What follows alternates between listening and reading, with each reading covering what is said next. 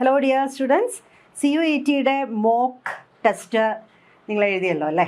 അപ്പോൾ അതിൻ്റെ ആദ്യത്തെ കുറച്ച് ക്വസ്റ്റ്യൻസ്, ബയോടെക്നോളജിയിൽ വരുന്ന കുറച്ച് ക്വസ്റ്റ്യൻസ് നമുക്കിന്ന് ഡിസ്കസ് ചെയ്യാം. അതിൽ ബാക്കിയുള്ള സുവോളജി ക്വസ്റ്റ്യൻസും അതുപോലെ തന്നെ ഈ ബോട്ടണി പോർഷൻസും എക്കോളജി പോർഷൻസും ഒക്കെ നിങ്ങൾക്ക് വേറെ ഡിസ്കഷൻ കിട്ടിക്കഴിഞ്ഞു. ഇപ്പോൾ നമുക്കൊരു ഫസ്റ്റ് 16 ക്വസ്റ്റ്യൻസാണ് ബയോടെക്നോളജിയിൽ നിന്ന് വരുന്നത്. ആ ക്വസ്റ്റ്യൻസ് നമുക്ക് ചെയ്യാം കേട്ടോ. So, question number 1. Ashokye, Batak 1 inana. Recombinant DNA technology is related with. DNA technology alangila recombinant DNA technology. Le, genetic engineering in the vera perana. Karanam genetic engineering ila നമ്മൾ actually ചെയ്യുന്നത് RDNA ഉണ്ടാക്കുക എന്നുള്ളതാണ്, recombinant DNA ഉണ്ടാക്കുക എന്നുള്ളതാണ്. അതായത് ഒരു cloning വെക്ടറിൻ്റെ കൂടെ ഒരു ഡിസൈറബിൾ ജീൻ, ഒരു ഫോറിൻ ജീൻ അല്ലെങ്കിൽ ഒരു ഏലിയൻ ജീൻ അല്ലെങ്കിൽ ജീൻ ഓഫ് ഇൻട്രസ്റ്റ് എന്നൊക്കെ പറയും അല്ലേ, അത് നമ്മൾ ഇൻ്റഗ്രേറ്റ് ചെയ്യിച്ച് ഒരു RDNA ഉണ്ടാക്കുക എന്നുള്ളതാണ് മെയിൻലി ജെനറ്റിക് എഞ്ചിനീയറിങ്ങിൽ നമ്മൾ ബേസിക്കലി ഉദ്ദേശിക്കുന്നത്. അപ്പോൾ അതുകൊണ്ടാണ് ഈ ജെനറ്റിക് എഞ്ചിനീയറിങ്ങിന് നമ്മൾ RDNA technology or recombinant DNA technology എന്ന് പറയുന്നത്. അപ്പോൾ ഈ തന്നിരിക്കുന്ന ഓപ്ഷൻസിൽ ആരുമായിട്ടാണ് ഈ genetic engineering or RDNA technology related ആയിരിക്കുന്നത് എന്നുള്ളതാണ്. Option Stanley Cohen and Herbert Boyer, Bateson and Punnett, Huxley and Harvey, Schleiden and Schwann. ഇപ്പോൾ ഇതിനകത്ത് ബേറ്റ്സൺ ആൻഡ് പുന്നറ്റ് ജെൻറ്റിക്സിൽ, പുന്നറ്റ് സ്ക്വയറും അതുപോലെ തന്നെ ജെൻറ്റിക്സ് എന്നുള്ള വേർഡ് ഒരുപാട് വേർഡ്സ് ജെൻറ്റിക്സിൽ നമ്മളിപ്പോൾ ഉപയോഗിക്കുന്ന ഒരുപാട് വേർഡ്സും അതുപോലെ തന്നെ വളരെ ഫേമസ് ആയിട്ടുള്ള കുറച്ച് എക്സ്പെരിമെൻറ്റ്സും ഒക്കെ ചെയ്തിരിക്കുന്ന ആളാണ് ബേറ്റ്സൺ, ഫാദർ ഓഫ് മോഡേൺ ജെൻറ്റിക്സ് എന്ന് പറയും. പുന്നറ്റ് ആണെങ്കിൽ അറിയാം നിങ്ങൾക്ക്, പുന്നറ്റ് സ്ക്വയർ ചെക്കപ്പ് ബോർഡിൻ്റെ ആളാണ്. ഹസ്ലി ആൻഡ് ഹാർവേ ഒക്കെ സുവോളജി പോർഷനിൽ നമ്മൾ സർക്കുലേഷനും അതുപോലെയൊക്കെയുള്ള ആനിമൽ ഫിസിയോളജി, ഹ്യൂമൻ ഫിസിയോളജിയുമായി റിലേറ്റഡ് ആയിട്ട് വരുന്ന ആൾക്കാരാണ്. ഷ്ലീഡൻ ആൻഡ് ഷ്വാൻ അറിയാം, സെൽ തിയറി പ്രപ്പോസ് ചെയ്ത ആൾക്കാരല്ലേ, cell theory, Schleiden and Schwann. അപ്പോൾ Stanley Cohen and Herbert Boyer ആണ്, കോഹൻ ആൻഡ് ബോയർ എന്ന് നമ്മൾ പറയും, ആദ്യത്തെ RDNA മീൻസ് ആദ്യത്തെ ഫങ്ഷണൽ ആയിട്ടുള്ള RDNA ഉണ്ടാക്കിയ ആൾക്കാരാണ്. അപ്പോൾ നമുക്ക് ചാപ്റ്ററിൽ തന്നെ അത് ഫസ്റ്റ് കൊടുത്തിട്ടുണ്ടല്ലോ, ചാപ്റ്ററിൽ തന്നെ ഹെർബർട്ട് ബോയർ ആൻഡ് സ്റ്റാൻലി കോഹൻ്റെ കോൺട്രിബ്യൂഷനൊക്കെ പറയുന്നുണ്ട്. അതായത് സാൽമണല്ല ടൈഫിമ്യൂറിയത്തിൻ്റെ ഒരു ആൻറ്റിബയോട്ടിക് ജീൻ എടുത്ത്, സാൽമണല്ല ടൈഫിമ്യൂറിയത്തിൻ്റെ വേരിയൻറ്റുകളാണ് കേട്ടോ. അപ്പോൾ അതിൻ്റെ തന്നെ മറ്റൊരു സ്ട്രെയിനിൽ പ്ലാസ്മിഡ് പുറത്തെടുത്ത്, നേറ്റീവ് പ്ലാസ്മിഡ് പുറത്തെടുത്ത് ഈ ആൻറ്റിബയോട്ടിക് റെസിസ്റ്റൻറ്റ് ജീനാൽ ഇൻസേർട്ട് ചെയ്യണം. കെനാമൈസിൻ എന്ന് പറയുന്ന ആൻറ്റിബയോട്ടിക് കേട്ടോ, കെനാമൈസിൻ റെസിസ്റ്റൻറ്റ് ജീൻ ഇൻസേർട്ട് ചെയ്താണ് ഇവർ ആദ്യത്തെ RDNA ഉണ്ടാക്കുന്നത്. ആ RDNA ഇവർ ഈക്കോളയിൽ ഇൻസേർട്ട് ചെയ്യുകയും അതിനകത്ത് വെച്ച് ക്ലോൺ ചെയ്യപ്പെടുകയും അതുപോലെ തന്നെ അത് എക്സ്പ്രസ് ചെയ്യുകയും ചെയ്തു. എക്സ്പ്രസ് ചെയ്യുകയെന്ന് വെച്ചാൽ ഈക്കോളൈ പൊതുവേ കെനാമൈസിൻ റെസിസ്റ്റൻ്റ് അല്ല, പക്ഷേ ഈ ഒരു RDNA കിട്ടിയപ്പോൾ അത് കെനാമൈസിൻ റെസിസ്റ്റൻ്റ് ആവുകയും ചെയ്തു. അപ്പോൾ അങ്ങനെ കംപ്ലീറ്റ്ലി ഫങ്ഷണൽ ആയിട്ടുള്ള ഒരു RDNA ആദ്യം ഉണ്ടാക്കുന്നത് ഈ Stanley Cohen and Herbert Boyer ആണ്. So answer is option 1. Question number 2 എന്താണ്? Okay, right. Match the following ആണ്. നോക്കാം. Column 1, column 2. Sticky ends, selectable marker, ethidium bromide, polyethylene glycol, lysozyme. Column 1 column 2 chemical mediated gene transfer, ampicillin gene, ampicillin resistant എന്നാണ് ഉദ്ദേശിക്കുന്നത് കേട്ടോ. Ampicillin resistant gene, restriction enzymes, bacterial cell wall, DNA staining. Ampicillin resistant ജീനാണ്. Okay, അപ്പോൾ അതിനകത്ത് നമുക്ക് match ചെയ്യാം. Sticky എൻസ് എന്ന് പറയുന്നത് റെസ്ട്രിക്ഷൻ എൻസൈംസ് അല്ലേ, റെസ്ട്രിക്ഷൻ എൻഡോന്യൂക്ലിയേസസ് DNA കട്ട് ചെയ്യണം. അപ്പോൾ അതിൻ്റെ റെക്കഗ്നേഷൻ സീക്വൻസുകളുണ്ട്, അവിടെ കട്ട് ചെയ്തിട്ട് മിക്കവാറും റെസ്ട്രിക്ഷൻ എൻസൈംസും അതായത് റെസ്ട്രിക്ഷൻ എൻഡോന്യൂക്ലിയേസസും സ്റ്റിക്കി എൻസാണ് ഉണ്ടാക്കുന്നത് അല്ലേ. അപ്പോൾ P3 ആണ്. അടുത്ത സെലക്റ്റബിൾ മാർക്കർ, ഇതിനകത്ത് തന്നിരിക്കുന്ന സെലക്റ്റബിൾ മാർക്കർ ആംപിസിലിൻ റെസിസ്റ്റൻറ്റ് ജീനാണ് അല്ലേ. അതായത് ട്രാൻസ്ഫോർമൻസിന് നോൺ ട്രാൻസ്ഫോർമൻസിൽ നിന്ന് തിരിച്ചറിയാനായിട്ട് ഉപയോഗിക്കുന്ന സെലക്റ്റബിൾ മാർക്കറാണ് ആംപിസിലിൻ റെസിസ്റ്റൻറ്റ് ജീൻ. അടുത്ത എത്തിഡിയം ബ്രോമൈഡ് എന്ന് പറഞ്ഞാൽ DNA സ്റ്റെയിനിങ് ആണ്. അതായത് നമ്മൾ ജെൽ ഇലക്ട്രോഫോറസിസിലൂടെ DNA ഫ്രാഗ്മെൻറ്റ്സിൻ്റെ സൈസിനെ ബേസ് ചെയ്ത് DNA സെപ്പറേറ്റ് ചെയ്ത് കഴിഞ്ഞ് അതിന് നമുക്ക് ബാൻഡുകളായിട്ട്, ഓറഞ്ച് കളർ ബാൻഡുകളായിട്ട് വ്യൂ ചെയ്യണമെങ്കിൽ നമ്മൾ ഫ്ലൂറസൻ ഡൈ ആയ എത്തിഡിയം ബ്രോമൈഡാണ് ഉപയോഗിക്കുന്നത്. എന്നിട്ട് UV റേസിൽ ഇലുമിനേറ്റ് ചെയ്യുമ്പോൾ നമുക്ക് ഓറഞ്ച് കളർ ബാൻഡുകളായിട്ട് കാണാൻ പറ്റും. അപ്പോൾ that is a DNA staining, right. Then polyethylene glycol എന്ന് പറയുമ്പോൾ പെഗ് എന്ന് നമ്മൾ പറയും. Chemical mediated gene transfer direct മെത്തേഡാണ്. അതായത് നമ്മൾ ശരിക്കും പോളിയെത്തിലീൻ ഗ്ലൈക്കോൾ ഉപയോഗിക്കുന്ന സൊമാറ്റിക് ഹൈബ്രിഡൈസേഷനിലാണ്. അതായത് 2 ഡിഫറെൻറ്റ് സ്പീഷീസോ അല്ലെങ്കിൽ ജീനസുകളിലോ ഒക്കെ പെട്ട പ്ലാന്റുകളുടെ സൊമാറ്റിക് സെല്ലുകൾ എടുത്തിട്ട് ഫ്യൂസ് ചെയ്യിക്കുക.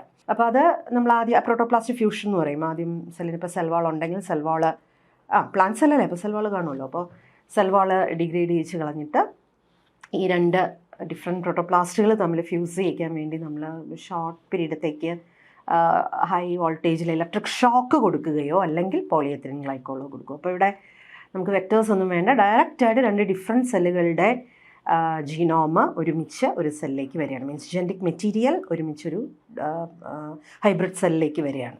അപ്പോൾ അതുകൊണ്ട് കെമിക്കൽ മീഡിയേറ്റഡ് ജീൻ ട്രാൻസ്ഫർ ആണ് കേട്ടോ. ലൈസോസൈം എന്ന് പറയുന്നത്, ലൈസോസൈം നമുക്ക് ബാക്ടീരിയൽ സെൽ വാൾ ഡൈജസ്റ്റ് ചെയ്യിക്കാൻ, ബാക്ടീരിയയുടെ ഉള്ളിൽ നിന്നാണ് നമുക്ക് DNA ഐസൊലേറ്റ് ചെയ്യണമെങ്കിൽ ആദ്യം ബാക്ടീരിയയുടെ സെൽ വാൾ നമ്മൾ ഡിഗ്രേഡ് ചെയ്യിച്ച് കളയണം. അതിന് ബാക്ടീരിയൽ സെൽ വാൾ പെപ്റ്റിഡോഗ്ലൈക്കൻ മോളിക്യൂളിനെ ഡൈജസ്റ്റ് ചെയ്ത് കളയുന്ന എൻസൈമാണ് ലൈസോസൈം. അതാണ് ഉപയോഗിക്കുന്നത് കേട്ടോ. അപ്പോൾ 4th ഓപ്ഷൻ. അപ്പോൾ എല്ലാം മാച്ചിങ് ചെയ്താൽ എങ്ങനെ വരിക? 3, 2, 5, 1, 4. 3, 2, 5, 1, 4 ദാറ്റ് ഈസ് ഫസ്റ്റ് ഓപ്ഷൻ ആണല്ലോ. Right. Then next question number 3 ആണ്. എന്താ question? Okay, question. Kanamycin-resistant gene from Salmonella typhimurium was expressed by Cohen and Boyer in which organism? ഇപ്പോൾ നമ്മൾ ഫസ്റ്റ് ക്വസ്റ്റ്യനിൽ പറഞ്ഞ കാര്യം തന്നെയാണ്. സൽമണല്ല ടൈഫിമ്യൂറിയത്തിൻ്റെ തന്നെ ഒരു വേരിയൻറ്റിൽ നിന്ന് എടുത്ത കനാമൈസിൻ റെസിസ്റ്റൻറ്റ് ജീനാണ് മറ്റൊരു വേരിയൻ്റ് ഓഫ് സാൽമണല്ല ടൈഫിമ്യൂറിയത്തിൻ്റെ പ്ലാസ്മിഡിൽ ഇൻ്റഗ്രേറ്റ് ചെയ്യിച്ചിട്ട് ആ പ്ലാസ്മിഡ് RDNA, ഫസ്റ്റ് RDNA അത് പിന്നെ കോളയുടെ അകത്ത് കയറ്റുകയാണ്. എന്നിട്ട് കോള അന്നേരം എന്താകും? കനാമൈസിൻ റെസിസ്റ്റൻ്റ് ആവും. അതായത് കനാമൈസിൻ റെസിസ്റ്റൻറ്റ് ജീന് കോളയിൽ എക്സ്പ്രസ് ചെയ്യാൻ തുടങ്ങി എന്നാണ് എൻ്റെ മീനിങ്. അപ്പോൾ ഇവിടെ yeast, Agrobacterium tumefaciens, Bacillus thuringiensis ഒന്നുമല്ല. Second option coli. Right. Then question number 4. Okay, question number 4. Enzyme Taq polymerase is obtained from. Okay, Taq polymerase നമ്മൾ എവിടെയാണ് ഉപയോഗിക്കുന്നത്? ടാക് പോളിമറൈസ് നമ്മൾ എന്ത് ടെക്നിക്ക് പഠിക്കുമ്പോഴാണ് അതിൻ്റെ പേര് പറയുന്നത്? PCR ടെക്നിക്ക് അല്ലേ, polymerase chain reaction which is used for the amplification of DNA fragment. അപ്പോൾ അവിടെ എന്ന് വെച്ച് കഴിഞ്ഞാൽ ഹൈ ടെമ്പറേച്ചർ മെയിൻറ്റെയിൻ ചെയ്യുന്ന ഒരു തെർമോസൈക്ലർ എന്ന് പറഞ്ഞൊരു മെഷീനകത്ത് വെച്ചാണ് PCR ചെയ്യുന്നത്. അപ്പോൾ അതുകൊണ്ട് അതിനകത്ത് ഉപയോഗിക്കുന്ന DNA പോളിമറൈസ് എൻസൈം എന്ന് പറയുന്നത് തെർമോസ്റ്റേബിൾ ആയിരിക്കണം. 90 ഡിഗ്രിയിൽ പോലും അത് സർവൈവ് ചെയ്യത്തക്ക രീതിയിലുള്ള ഒരു ഡീനേച്ചേർഡ് ആകാതെ നിൽക്കുന്ന ഒരു DNA പോളിമറൈസ് വേണം ഉപയോഗിക്കാൻ. അപ്പോൾ അതാണ് Taq polymerase. Thermostable DNA polymerase എൻസൈമാണ്. അത് തെർമസ് അക്വാറ്റിക്കസ് എന്ന് പറയുന്ന ഒരു ബാക്ടീരിയത്തിൽ നിന്നാണ് എടുക്കുന്നത്. അപ്പോൾ തെർമസ് അക്വാറ്റിക്കസ് ട്രൈക്കോഡെർമ ആണ്. ട്രൈക്കോഡെർമ അക്വാറ്റിക്ക, തെർമറ്റസ് അക്വാറ്റിക്കസ്, ഓൾ ഓഫ് ദീസ് അല്ല, തെർമസ് അക്വാറ്റിക്കസ് ആണ്. അപ്പോൾ നമുക്ക് അതിൻ്റെ ആൻസർ തെർമസ് അക്വാറ്റിക്കസ് ആണ്. ഓൾ ഓഫ് ദീസ് ഒക്കെ എഴുതാൻ തോന്നും.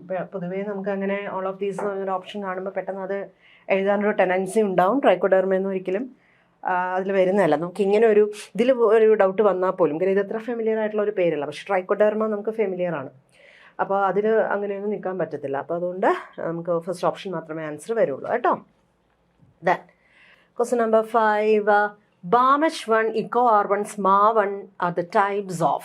അപ്പോൾ EcoR1ഉം BAMH1ഉം നമുക്ക് ടെക്സ്റ്റിനകത്ത് തന്നെ ഉള്ളതാണ്. SMA1 എന്ന് പറയുന്നത് ശരിക്കും ബ്ലണ്ടൻസ് ഉണ്ടാക്കുന്ന ഒരു റെസ്ട്രിക്ഷൻ എൻഡോന്യൂക്ലിയേസ് ആണ്, ബ്ലണ്ടൻസ്. അപ്പോൾ EcoR1ഉം BAMH1ഉം ഒക്കെ സ്റ്റിക്കിയൻസ് ആണ് ഉണ്ടാക്കുന്നത്. അപ്പോൾ അത് ശരിക്കും എന്താണെന്ന് വെച്ച് കഴിഞ്ഞാൽ they are restriction endo oxidases അല്ല, റെസ്ട്രിക്ഷൻ എക്സോന്യൂക്ലിയേസ് അല്ല, റെസ്ട്രിക്ഷൻ പോളിമറൈസസ് അല്ല, റെസ്ട്രിക്ഷൻ എൻഡോന്യൂക്ലിയേസുകളാണ്. So second option. Then question number 6. Question number 6 എന്താണ്? Right. So biolistics is suitable for. Biolistics എന്ന് പറയുന്നത് എന്താണ്? ജീൻ ഗണ്ണിൻ്റെ വേറൊരു പേരാണ്. ജീൻ ഗണ്ണിൻ്റെ ഒരു technical ടേമാണ് ബയോളിസ്റ്റിക്സ്. So constructing DNA by joining with vectors, DNA finger printing, no, ഡിസാമിങ് pathogen vectors, no, transformation of plant cells. അതായത് gene gun എന്ന് പറയുന്നത് പ്ലാന്റ് സെല്ലുകളിലേക്ക് ഡിസൈറബിൾ ജീൻ ഡയറക്റ്റായിട്ട് കടത്തുന്ന ഒരു മെത്തേഡാണ്. അത് വെക്ടർലെസ് മെത്തേഡാണ്. Direct method of insertion of desirable gene into the plant cells ആണ്. അവിടെ നമ്മൾ ജീൻ ഗൺ എന്ന് പറഞ്ഞൊരു മെഷീനാണ് ഉപയോഗിക്കുന്നത്. So that is the transformation of plant cells അല്ലേ, ഡിസൈറബിൾ ജീൻ പ്ലാന്റ് സെൽസിന് കിട്ടുമ്പോൾ പ്ലാന്റ് സെൽസ് ട്രാൻസ്ഫോം ചെയ്യാണ്, മീനിങ് പുതിയൊരു ക്യാരക്ടർ കാണിച്ചു തുടങ്ങുമ്പോഴാണല്ലോ നമ്മൾ ട്രാൻസ്ഫോർമേഷൻ ഓഫ് സെൽസ് എന്ന് പറയുന്നത്. അപ്പോൾ അതുകൊണ്ട് answer transformation of plant cells, fourth option. Then question number 7. എന്താണ് question number 7? Okay, which of the given statement is correct in the context of observing DNA separated by agarose gel electrophoresis? ഇത് നമ്മൾ നേരത്തെ മറ്റൊരു ക്വസ്റ്റ്യനിൽ explain ചെയ്ത ഒരു concept തന്നെയാണ് ഇവിടെയും വരുന്നത്. നോക്കാം. DNA can be seen in visible light. No. DNA can be seen without staining in visible light. No. Etherium bromide stained DNA can be seen in with visible light ആണെന്നാണ് statement തെറ്റുന്നത്. Etherium bromide stained DNA can be seen under exposure to UV rays. കാര്യം എന്താ, Etherium bromide is a fluorescent dye അല്ലേ. So fourth option is the answer. Then question number 8. Okay, question number 8. അതിപ്പം biotech 2 എന്നുള്ള questions ആണ്. Alpha-1 antitrypsin is used to treat. Alpha-1 antitrypsin is used to treat cystic fibrosis, hemophilia, emphysema, phenylketonuria. ഈ പറയുന്ന എല്ലാ അസുഖങ്ങൾക്കും against ആയിട്ടുള്ള medicine ഇപ്പം നമ്മൾ ജെനറ്റിക് എഞ്ചിനീയറിംഗ് വഴി അല്ലെങ്കിൽ ട്രാൻസ്ജീനിക്സം വഴി ട്രാൻസ്ജീനിക് ആനിമൽസിനെ കൊണ്ട് നമ്മൾ ഉണ്ടാക്കിയെടുക്കുന്നുണ്ട്.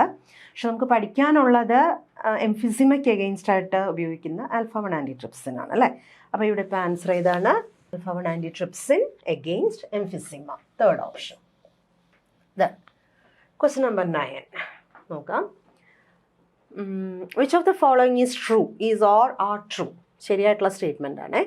ബയോവാർ എന്ന് പറയുന്നത് നമുക്ക് പഠിക്കില്ല, എന്നാൽ പോലും ജസ്റ്റ് ഒന്ന് അറിഞ്ഞിരിക്കണം എന്നുള്ളതാണ്.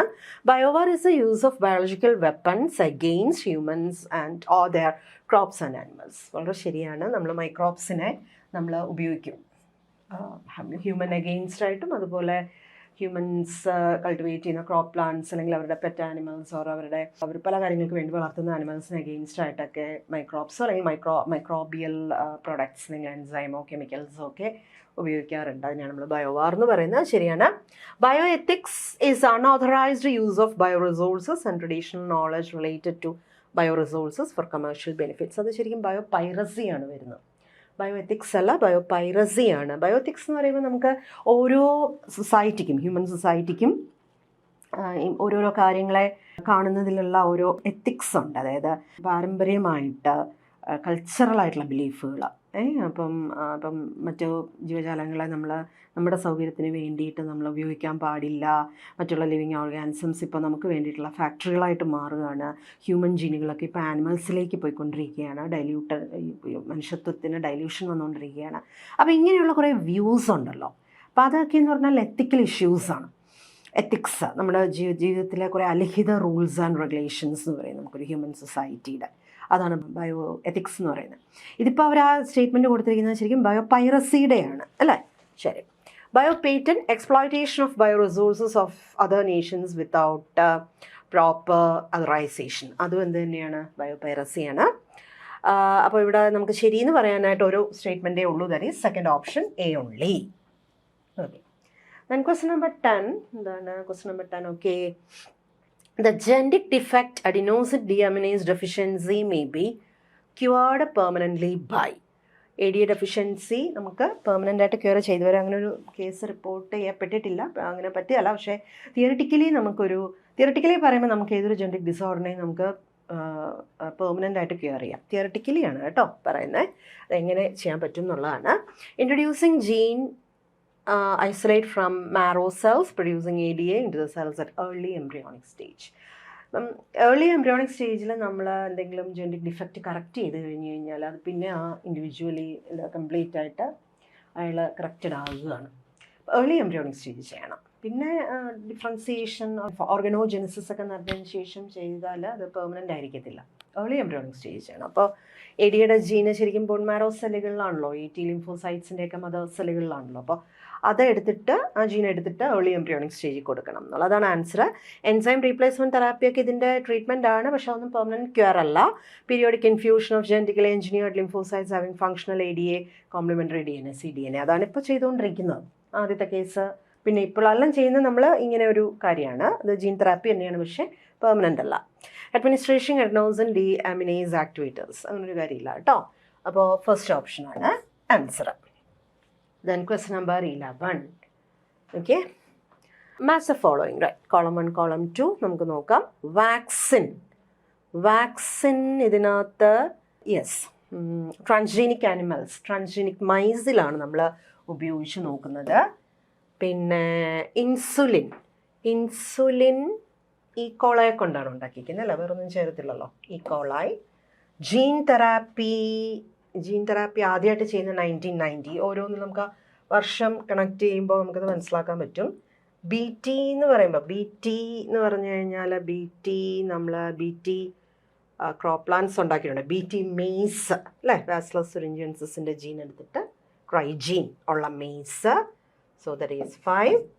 റോസി ഉണ്ടാക്കിയിരിക്കുന്ന ട്രാൻസ്ജീനിക് കൗ ആണ് അല്ലേ, ഹ്യൂമൻ ലാക്റ്റ് ആൽബുമിൻ. റോസി 1997 ഉണ്ടാക്കിയിരിക്കുന്നത്. അപ്പം transgenic cow, that is 3.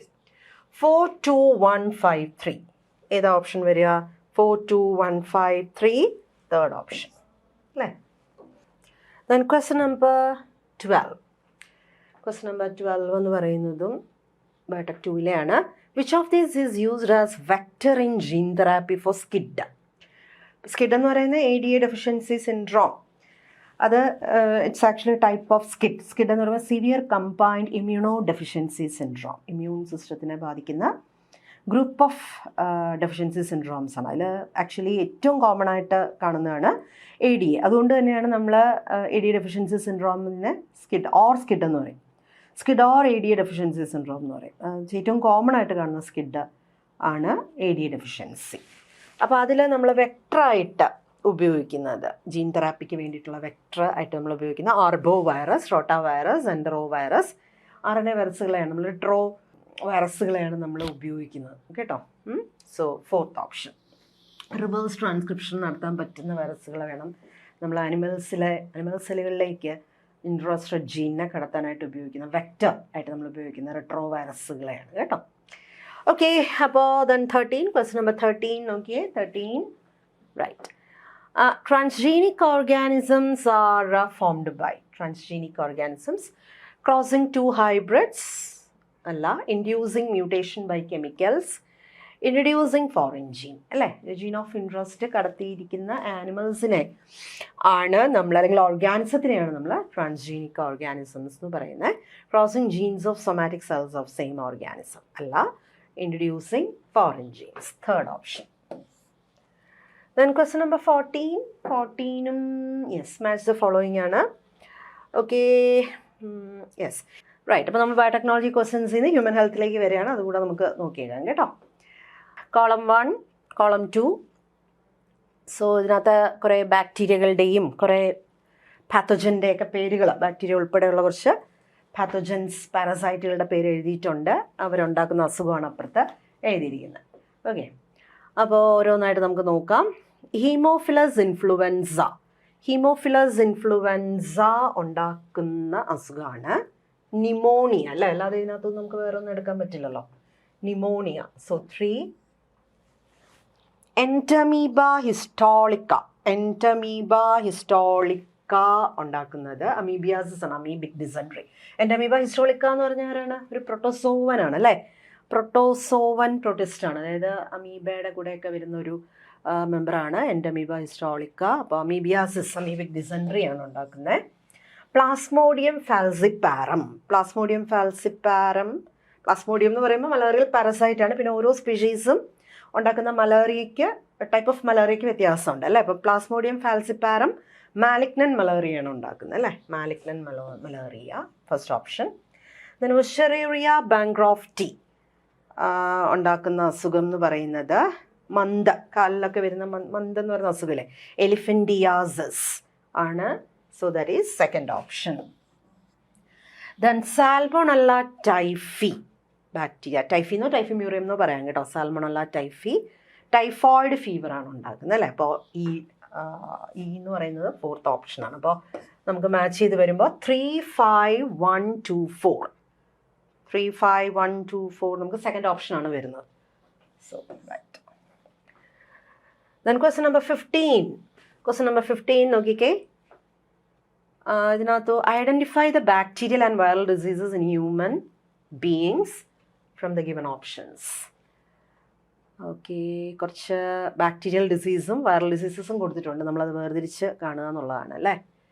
Okay, poliomyelitis എന്ന് പറയുന്നത് വൈറൽ ഡിസീസാണ്. പോളിയോ വൈറൽ ഡിസീസാണ്. So it is viral disease. Then plague bacterial ഡിസീസാണ്. Bacterial disease. ദെൻ ഡിഫ്തീറിയയും കോർണി ബാക്ടീരിയം ഡിഫ്തീറിയ എന്ന് പറയുന്ന ബാക്ടീരിയ ആണ്. So bacteria. ദെൻ ന്യൂമോണിയ എന്ന് പറയുന്നല്ല നമ്മൾ നേരത്തെ പറഞ്ഞ ഹിമോഫിലസ് ഇൻഫ്ലുവൻസ അല്ലേ. അല്ലെങ്കിൽ വേറെ ഉണ്ട്, സ്ട്രെപ്റ്റോകോക്കസ് ന്യൂമോണിയെ, ഡിപ്ലോകോക്കസ് ന്യൂമോണിയ എന്നൊക്കെ പറയുന്ന ബാക്ടീരിയകളെല്ലാം ന്യൂമോണിയ ഉണ്ടാക്കുന്നതാണ്, ബാക്ടീരിയകളാണ്. So B. Common cold rhino virus ആണ് കേട്ടോ, റൈനോ വൈറസ്. മലേറിയ എന്ന് പറയുന്ന പ്ലാസ്മോഡിയം, അത് പ്രൊട്ടോസോവൻ പ്രൊട്ടിസ്റ്റ് ആണ്, വൈറസും അല്ല ബാക്ടീരിയ അല്ല, പ്രൊട്ടോസോവൻ പ്രൊട്ടിസ്റ്റ് ആണ്. ദെൻ അമീബിയാസിസും പ്രൊട്ടോസോവൻ പ്രൊട്ടിസ്റ്റ് ആണ് ഉണ്ടാക്കുന്നത്. എൻ്റെ അമീബ. എസ്കാരിസ് റൗണ്ട് വേം അല്ല, സ്മോൾ പോക്സ് വൈറസ് ആണ്, വസൂരി എന്ന് പറയുന്ന സ്മോൾ പോക്സ്.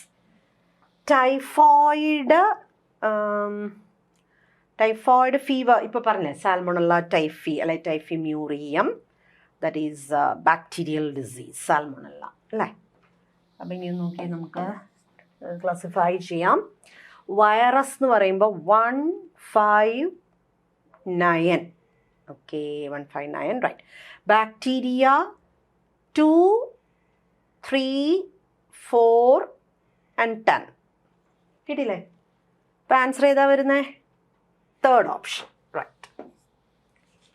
ഓക്കെ, അപ്പോൾ നമുക്ക് കോമൺ ആയിട്ടുള്ള ചില അസുഖങ്ങൾ ടെക്സ്റ്റിനകത്ത് ഉള്ളതും ഇല്ലാത്തതും ഒക്കെ ആയിട്ട്, അല്ലെങ്കിൽ മറ്റ് ചാപ്റ്ററുകളിലൊക്കെ കാണുന്നതൊക്കെ ആയിട്ട് ചിലപ്പോൾ ഒരുമിച്ച് നമുക്കിത് നോക്കേണ്ടി വരും. അത്തരത്തിലൊക്കെ നമുക്ക് ഇത് വെച്ച് വലിയ പ്രയാസമുള്ള ഒരു ക്വസ്റ്റ്യൻ അല്ല. അപ്പം അത്തരത്തിലൊക്കെ നമുക്ക് CUET പ്രതീക്ഷിക്കാം കേട്ടോ ക്വസ്റ്റ്യൻസ്. അടുത്തത് ക്വസ്റ്റ്യൻ നമ്പർ 16. എന്താണിത്? Yes. Arrange the life cycle of Plasmodium vivax in proper sequence. Plasmodium vivax malarial പാരസൈറ്റിലെ അതിൻ്റെ ലൈഫ് സൈക്കിൾ നമുക്ക് ഡീറ്റെയിൽ ആയിട്ട് ഹ്യൂമൻ ഹെൽത്തിൽ പഠിക്കാനുണ്ടല്ലോ. അപ്പോൾ അതിൻ്റെ സീക്വൻസ് കറക്റ്റായിട്ട് പറയാനാണ് ഇവിടെ പറഞ്ഞിരിക്കുന്നത്. നോക്കാം. Infected mosquito bites a healthy person. Parasites reproduce asexually in erythrocytes are busy.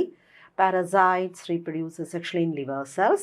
Formation of gametocytes. Sporozoites escape from gut wall and migrate to salivary glands of female Anopheles mosquito. അപ്പോൾ ഇത്രയാണ് നമുക്ക് തന്നിരിക്കുന്ന statements. അപ്പോൾ ആ life cycle പഠിച്ച് നന്നായിട്ട് ഓർത്ത് നോക്കുക. ആദ്യം എന്തായിരിക്കും ഇവിടെ നടക്കുന്നത്? ഇവിടെ ഇപ്പം നമുക്ക് ആദ്യം നമുക്കിത് രണ്ടെണ്ണം തോന്നും അല്ലേ, ഇതുമാണെന്ന് തോന്നും. പക്ഷെ ബാക്കി പിന്നെ വരുന്നത് നമുക്ക് നോക്കിക്കഴിഞ്ഞാൽ, ഓപ്ഷൻസ് നോക്കിക്കഴിഞ്ഞാൽ കറക്റ്റായിട്ട് വരില്ല. അപ്പോൾ നമുക്ക് ആദ്യം ഇതെടുക്കാം. Sporozoite escape from gut wall and migrate to salivary glands of female Anopheles mosquito. അപ്പോൾ ഇപ്പം ഫീമെയിൽ ആനോഫ്ലസ് മൊസ്കിറ്റോയുടെ സലൈവറി ഗ്ലാൻഡ്സിൽ സ്പോറോസോയിറ്റ്സ് എത്തിയിട്ടുണ്ട് അല്ലേ. അപ്പോൾ എന്നിട്ട് അതെന്ത് ചെയ്യണം? Infected mosquito bites a healthy person.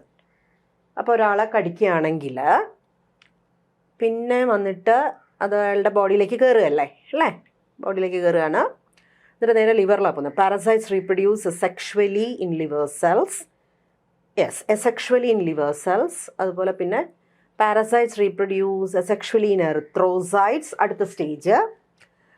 Then formation of gametocytes അടുത്ത സ്റ്റേജ്. അപ്പോൾ കണ്ടിന്യൂസ് ആയിട്ടുള്ള സ്റ്റേറ്റ്മെൻറ്റുകളായിട്ട് തന്നിട്ടില്ല.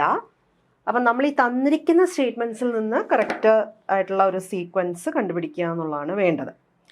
അപ്പോൾ ഇതിനകത്ത് അന്നേരം ക്വസ്റ്റ്യൻ നമ്പർ 16 നമ്മളിപ്പോൾ ഇത്രയും പറഞ്ഞു ചെയ്തായിരുന്നു. ആദ്യം സ്പോറോസോയിറ്റ്സ് എസ്കേപ്പ് ഫ്രം ഗട്ട് വാൾ, എന്നിട്ട് ആണ് അത് കടിക്കുന്നത്. അപ്പോൾ എ പിന്നെ ലിവർ സെല്ല് കഴിഞ്ഞിട്ടാണ് എർത്രോസൈറ്റ്. അല്ലെങ്കിൽ നമുക്ക് ഇത് രണ്ടും കൂടെ മാറിപ്പോവും അല്ലേ. ലിവർ സെൽസിലാണ് ആദ്യത്തെ എസെക്ഷൽ ഫേസ്, പിന്നെ എസെക്ഷലി RBCക്കകത്ത്, പിന്നെയാണ് ഗെമറ്റോസൈറ്റ്സ് ഉണ്ടാക്കുന്നത്.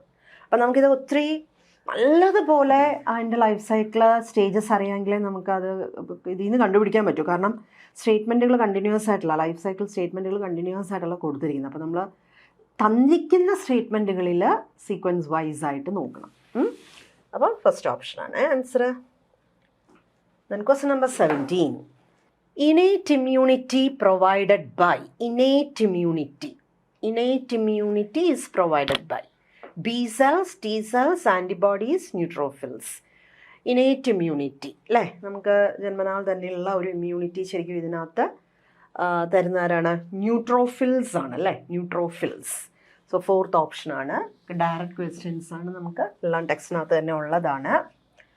Then question number 18. Treatment of cancer by x rays or gamma rays എന്തായിരിക്കും? Radiotherapy, chemotherapy, surgery, immunotherapy. കീമോതെറാപ്പിക്ക് കെമിക്കൽസ് ആണ്, surgical removal of cancerous cells, immune ആൻറ്റിബോഡീസിനെ ഇനിഷ്യേറ്റീവ് അല്ലെങ്കിൽ ആക്ടിവേറ്റഡ് ചെയ്തിട്ട് അങ്ങനെ അല്ലല്ലോ. ഇതിപ്പോൾ റേസ് നമ്മൾ ഉപയോഗിക്കുമ്പോൾ എന്താണ്? റേഡിയോതെറാപ്പിയാണ് അല്ലേ, first option. Then question number 19. What is the chemical name of heroin? Heroin അതും നമുക്ക് ടെക്സ്റ്റിനകത്തുള്ളതാണ്. അതിൻ്റെ കെമിക്കൽ നെയിം എന്ന് പറയുന്നത് ഡയസറ്റൈൽ മോർഫീൻ, ഡൈക്ലോറോമോർഫീൻ, ഡൈഥൈൽ മോർഫീൻ, ഡൈക്ലോറോഡൈഫിനൽ. എന്തായാലും മോർഫീൻ ആണെന്നുള്ളത് നമുക്കറിയാം.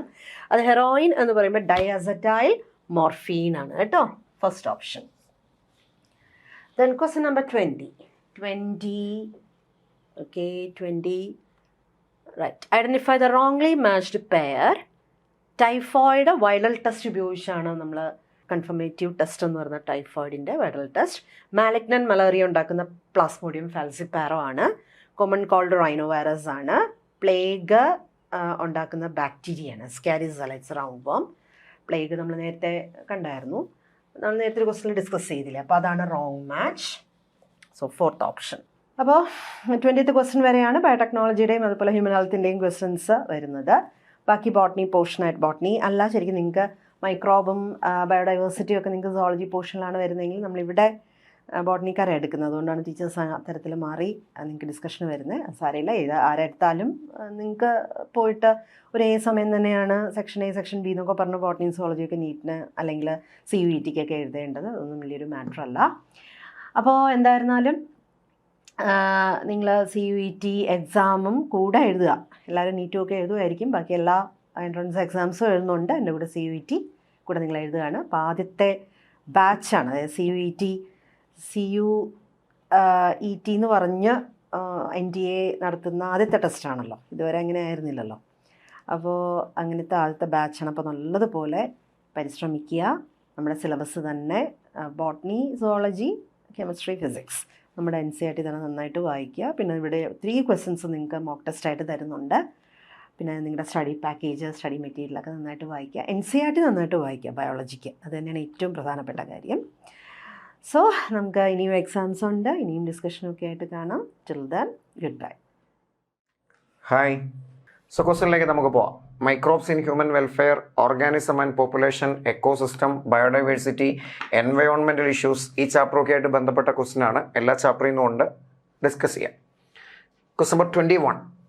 Read the following fermented foods and select the product fermented by bacteria.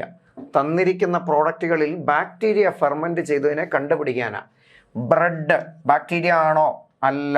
കാരണം ആരാ ഫെർമെൻറ്റ് ചെയ്തേ? ഈസ്റ്റല്ലേ ഫെർമെൻറ്റ് ചെയ്തേ. ദോശ, നമ്മുടെ വീട്ടിലൊക്കെ ദോശയൊക്കെ ഇട്ട് വയ്ക്കാറുണ്ട്, നമ്മൾ ആലോചിച്ചാൽ മതി. പക്ഷെ പെട്ടെന്ന് ആലോചന വരും ഈസ്റ്റാണ് ഇടുന്നതെന്ന്. ഈസ്റ്റ് ഇടുന്ന അപ്പത്തിനാണ്. ദോശ ഇടാൻ എയറോബിക് ആയിട്ടുള്ള എയർബോൺ ബാക്ടീരിയ തന്നെയാണ്. അപ്പോൾ അത് കറക്റ്റാണ്. സ്വിസ് ചീസ് ശരിയാണ്. സ്വിസ് ചീസ് ഉണ്ടാക്കുന്നത് പ്രൊപ്പിയോണി ബാക്ടീരിയം ഷെർമാണി വെച്ചിട്ട് റൈപ്പനിങ് നടത്തിയിട്ടാണെന്ന് പഠിക്കുന്നുണ്ടല്ലോ. റോക്ക്ഫോർട്ട് ചീസ് തന്നെയാണ്, പക്ഷെ തെറ്റാണ്. ഇതാരാ? പെൻസീലിയം റോക്ക്ഫോർട്ടി എന്ന് പറയുന്ന ഒരു സ്പീഷീസ് ആണ് അത് റൈപ്പനിങ് ചെയ്തത്. ബിയർ തെറ്റാണ്, കാരണം ഉണ്ടാക്കുന്നത് ഈസ്റ്റ് തന്നെയാണ് ഫെർമെൻറ്റ് ചെയ്യണേ. അപ്പോൾ ക്വസ്റ്റ്യൻ ബാക്ടീരിയ ഫെർമെൻറ്റ് ചെയ്ത് ആരൊക്കെയാണെന്നാണ്. ദോശ ബാക്ടീരിയ ആണ്, സ്വിസ് ചീസ് ബാക്ടീരിയ ആണ്. So all of the above അല്ല, ABC അല്ല, B ആൻഡ് C അത് കറക്റ്റാണ്. C ആൻഡ് D അല്ല. So answer is option 3. മൈക്രോബിൻ്റെ ചാപ്റ്ററിൽ ഫെർമെൻറ്റഡ് ഫുഡിൻ്റെ കൂടെ ബാക്ടീരിയ ഫെർമെൻറ്റ് ചെയ്യുന്ന, ഈസ്റ്റ് ഫെർമെൻറ്റ് ചെയ്യുന്ന കാര്യങ്ങളൊക്കെ കൊടുത്തിട്ടുണ്ട്. അത് കറക്റ്റായിട്ട് മനസ്സിലിരിക്കണം. വൈൻ ഉണ്ടാക്കാൻ ചോടി, അപ്പം, ബ്രെഡ്, ഇങ്ങനെയുള്ള കാര്യങ്ങളൊക്കെ ഈസ്റ്റാന്ന് മനസ്സിരിക്കട്ടെ, ആൽക്കഹോളും ഒക്കെ. പക്ഷേ ബാക്ടീരിയ ഫെർമെൻറ്റ് ചെയ്യുന്നതിൻ്റെ എക്സാമ്പിളാണ് കേർഡ്, പാല്, തൈരാവൽ. ദെൻ ഇവിടെ കണ്ടതുപോലെ പ്രൊപ്പിയോണി ബാക്ടീരിയം, ഷെർമാനിയുള്ള സ്വിസ് ചീസ്, ദോശ, ഇഡലി, ഇതൊക്കെ ബാക്ടീരിയ എന്ന് ടെക്സ്റ്റ് പറയുന്നുണ്ട്. ശരി. Question number 22. Fermentation with non distillation and distillation of grape juice are respectively. Fermentation നടത്തിയിട്ടല്ലേ ആൽക്കഹോളിക് ബിവറേജ് കിട്ടുന്നത്. ചോയ്സ് ഒക്കെ നോക്കിയേ, കാണുമ്പോൾ ഒക്കെ താല്പര്യമൊക്കെ തോന്നുന്ന ചോയ്സാണ്. Beer, wine, wine brandy, brandy rum whisky എന്നൊക്കെ കൊടുത്തിട്ടുണ്ട് അല്ലേ. സോ 2 രീതിയിലാണ് ഫെർമെൻറ്റേഷൻ ഫുഡ് ഉപയോഗിക്കുന്നത് അല്ലെങ്കിൽ ആൽക്കഹോൾ ഉപയോഗിക്കുന്നത്. സോ ഫെർമെൻറ്റേഷൻ വേണം, ഈസ്റ്റ് വെച്ച് ഫെർമെൻറ്റ് ചെയ്യണം. അങ്ങനെ ഫെർമെൻറ്റ് ചെയ്യുന്നതിനെ നോൺ ഡിസ്റ്റിൽ ചെയ്തിട്ടും ഡിസ്റ്റിൽ ചെയ്തിട്ടും ഉപയോഗിക്കാം, അല്ലെങ്കിൽ ഡിസ്റ്റിൽ ചെയ്യാതെയും ഡിസ്റ്റിൽ ചെയ്ത് ഉപയോഗിക്കാമെന്നാണ് പറഞ്ഞത്. ഡിസ്റ്റിൽ ചെയ്യാത്തതിന് 2 എക്സാമ്പിളേ ഉള്ളൂ, വൈനും ബിയറും മാത്രമാണ്. ഡിസ്റ്റിൽ ചെയ്തതിൻ്റെ എക്സാമ്പിളാണ് ബ്രാൻഡി, വിസ്കി, റമ്മ് എക്സെട്ര. ഇതൊക്കെ ഡിസ്റ്റിൽ ചെയ്തതിൻ്റെ എക്സാമ്പിളാണ്. ഓക്കെ, ടെക്സ്റ്റിൽ അങ്ങനെ പറയുന്നുണ്ട്. ബയോളജിയുടെ ടെക്സ്റ്റിനകത്ത് സെക്കൻഡ് ഇയറിലെ NCERT പറയുന്നുണ്ട്. അപ്പോൾ അതിലറിയണ്ട ഫെർമെൻറ്റേഷൻ നടത്തിയിട്ട് നോൺ ഡിസ്റ്റിലേഷൻ്റെയും ഡിസ്റ്റിലേഷൻ്റെയും റെസ്പെക്റ്റീവ്ലി അറിയണം. ഗ്രേപ്പ് ജ്യൂസാണ്. വൈൻ എവിടെ നിന്നാ? ഗ്രേപ്പ് ജ്യൂസ്, ഫ്രൂട്ട് ജ്യൂസിൽ നിന്നല്ലേ. ബിയർ എവിടെ നിന്നാണ് ഉണ്ടാക്കുന്നതെന്ന് അറിയോ? It is from cereal grain, barley ഗ്രെയിനിൽ നിന്നാണ് ഉണ്ടാക്കുന്നത്. അപ്പോൾ ഇതിൻ്റെ ആൻസറിൽ ഫസ്റ്റ് വൺ വരേണ്ടത് വൈനാണ്. ബിയറും വൈനും അല്ല, കാരണം രണ്ടും നോൺ ഡിസ്റ്റിൽഡാണ്. ഒന്ന് വൈനാകാം, ബ്രാൻഡി എന്തായാലും ആകൂല, റമ്മും ആകൂല, കാരണം അത് ഡിസ്റ്റിൽഡാണ്. ആദ്യം നോൺ ഡിസ്റ്റിലേഷൻ പറയണം, ഐദർ ബിയർ ഓർ വൈൻ. അതിൽ വൈനേ വരുള്ളൂ, കാരണം ബിയർ ഗ്രേപ്പ് ജ്യൂസിൽ നിന്നല്ല. 2, ഇനി ഡിസ്റ്റിൽ ചെയ്തതിൽ എക്സാമ്പിൾ ഇവിടെ വരുന്നത് ബ്രാൻഡിയാണ്, ഇവിടെ വൈൻ, അത് തെറ്റുമാണ്. So here the only correct answer is option 2 ആണ്. ഫെർമെൻറ്റേഷൻ നടത്തണം, ബാർലി ഗ്രെയിനോ വീറ്റ് ഗ്രെയിനോ അതല്ലെങ്കിൽ ഗ്രേപ്പ് ജ്യൂസോ ഒക്കെ ഫെർമെൻറ്റ് ചെയ്ത് കിട്ടുമ്പോൾ ഉണ്ടാകുന്ന പ്രോഡക്റ്റ് ഉപയോഗിക്കലാണ് വൈനും ബിയറും. അതിനെ ഡിസ്റ്റിലേഷൻ നടത്തുമ്പോഴാണ് ഈ പ്രോഡക്റ്റ് ഒക്കെ കിട്ടുന്നത്. വൈൻ ഡിസ്റ്റിൽ ചെയ്താൽ ബ്രാൻഡി ആകും, ബിയർ ഡിസ്റ്റിൽ ചെയ്താൽ വിസ്കി ആവും. അങ്ങനെ ഓരോരോ പ്രോഡക്റ്റുകളിൽ നിന്നുണ്ടാകുന്നു എന്നൊക്കെ ടെക്സ്റ്റിൽ പറയുന്നുണ്ട്. So here the answer is option 2. Question number 23. Match the column 1 with column 2 and select the correct option. കുറേ ആസിഡിൻ്റെ പേര് വരുന്നുണ്ട്. മൈക്രോബ് ഇൻ ഇൻഡസ്ട്രി എന്നൊരു ഹെഡിങ് ഉണ്ട് ടെക്സ്റ്റിലൊക്കെ. അതുമായിട്ട് ബന്ധപ്പെട്ട കാര്യങ്ങളാണ് പറയുന്നത്, നോക്കിക്കൊള്ളുക. ലാക്ടോബാസില്ലസ് ലാക്ടൈ എന്ന് പറയുന്ന ആളെക്കുറിച്ച് പറയുന്നുണ്ട്. കോളത്തിൽ 2 അത് ആര് വരും? അസറ്റിക് ആസിഡ് ആണോ, എഥനോൾ ആണോ, ലാക്റ്റിക് ആസിഡ് ആണോ, സിട്രിക് ആസിഡ് ആണോ? അയാൾ ലാക്റ്റിക് ആസിഡാണ് ഉണ്ടാക്കുന്ന ലാക്ടോബാസില്ലസ്. സോ എയുടെ കൂടെ വരേണ്ടത് 3 എന്നുള്ള ഓപ്ഷനാണ്. ആസ്പെർജില്ലസ് നൈഗർ ടെക്സ്റ്റിലുണ്ട്, ഇറ്റ് ഈസ് സിട്രിക് ആസിഡിൻ്റെ സോഴ്സാണ്. ബിയുടെ കൂടെ 4 വരണം. അസറ്റോബാക്ടർ അസറ്റൈ, അത് കേൾക്കുമ്പോൾ മനസ്സിലാകും അസറ്റിക് ആസിഡാ. സോ സിയുടെ കൂടെ 1 വരണം. സക്കാറോമൈസിസ് സെർവീസി എന്ന് വെച്ചാൽ ആരാ? ഈസ്റ്റ് ആണ്. ഈസ്റ്റിൻ്റെ സയൻറ്റിഫിക് നെയിമാ. അയാൾ എഥനോൾ ഉണ്ടാക്കും, ആൽക്കഹോൾ ഉണ്ടാക്കും. സോ ഡിയുടെ കൂടെ 2 കിട്ടണം. A3, B4, C1, D2 എന്ന ഓപ്ഷൻ കിട്ടണം. A3 ഈ ഓപ്ഷൻ ആകാം, A4 അല്ല, A2 അല്ല, A3 2 ഓപ്ഷൻ വരാം. ദെൻ B4 ഇതാകാം, B2 ആകൂല, അപ്പോൾ അതും പോയി. ഒരെണ്ണം കൂടെ ഇനി കറക്റ്റ് ഉള്ളൂ. C1 ആണ്, D2 ആണ്. So the correct answer is option 1. Okay അല്ലേ? Question number 24. A patient with a myocardial infarction can be treated by statin, streptokinase, penicillin, cyclosporin A. ഈ ചാപ്റ്ററൊക്കെ ബേസ് ചെയ്തിട്ട് ക്വസ്റ്റനൊക്കെ വരാൻ സാധ്യതയുള്ള ഒരു പോർഷനാണ്. ഇൻഡസ്ട്രിയുമായിട്ട് ബന്ധപ്പെട്ട് മെഡിസിനൽ ഫീൽഡിൽ ഉപയോഗിക്കുന്ന 2-3 മോളിക്യൂളും അതിൻ്റെ സോഴ്സും അതിൻ്റെ ആക്ഷനും ഒക്കെ ബയോളജിക്കൽ ബുക്ക് പറയുന്നുണ്ട്. വേണമെങ്കിൽ കോമ്പറ്റേറ്റീവ് എക്സാമിനൊക്കെ ചോദിക്കാവുന്ന ഒരു കാര്യമാണ് സ്റ്റാറ്റിൻ. അത് എന്താണെന്നറിയാമോ? മൊണാസ്കസ് എന്ന് പറയുന്ന ഒരു ഈസ്റ്റിൽ നിന്ന്, ഫംഗസിൽ നിന്ന് കിട്ടുന്നതെന്ന് പറയുന്നുണ്ട്. അയാളുടെ ഫങ്ഷൻ എന്താണെന്നറിയോ? ബ്ലഡ് കൊളസ്ട്രോൾ ലോവറിങ് ഏജൻ്റ് ആയിട്ട് ആക്ട് ചെയ്യും എന്ന് ടെക്സ്റ്റ് ബുക്ക് തന്നെ പറയുന്നുണ്ട്. സോ കൊളസ്ട്രോൾ ലോവറിങ് ഏജൻ്റ് ആണ്. സ്ട്രെപ്റ്റോകൈനേസ് അയാളാരാ? സ്ട്രെപ്റ്റോകോക്കസ് എന്ന് പറയുന്ന ഒരു ബാക്ടീരിയയിൽ നിന്ന് കിട്ടുന്ന മറ്റൊരു മെഡിക്കൽ കോമ്പൗണ്ടാണ്, എൻസൈമാണ്. അയാൾ ആരായിട്ട് ആക്ട് ചെയ്യും? ടെക്സ്റ്റ് ബുക്ക് പറയുന്നുണ്ട് ക്ലോട്ട് ബസ്റ്റർ എന്ന് വെച്ചാൽ ബ്ലഡ് ക്ലോട്ട് റിമൂവ് ചെയ്യാൻ. ഹാർട്ട് അറ്റാക്ക്, മയോകാർഡിയൽ ഇൻഫാക്ഷൻ ആകുന്നവരുടെ കേസിൽ ബ്ലഡ് വെസൽ ക്ലോട്ടിംഗ് ഉണ്ട്. അതിനെ നശിപ്പിച്ച് കളയാൻ കാരണമാകുന്ന ഒരു എൻസൈമായിട്ട് ഇയാൾ ആക്ട് ചെയ്യും, സ്ട്രെപ്റ്റോകോക്കസ്. അങ്ങനെയാണ് ക്വസ്റ്റ്യൻ.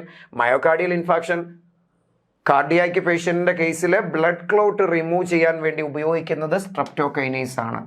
പെൻസിലിൻ അറിയാം. പെൻസീലിയം എന്ന് പറയുന്ന ഫംഗസിൽ നിന്ന് കിട്ടുന്ന ആൻറ്റിബയോട്ടിക് ആണ് ആദ്യമായിട്ട് കിട്ടിയത്. പെൻസീലിയം നൊട്ടേറ്റത്തിൽ നിന്നാണ്.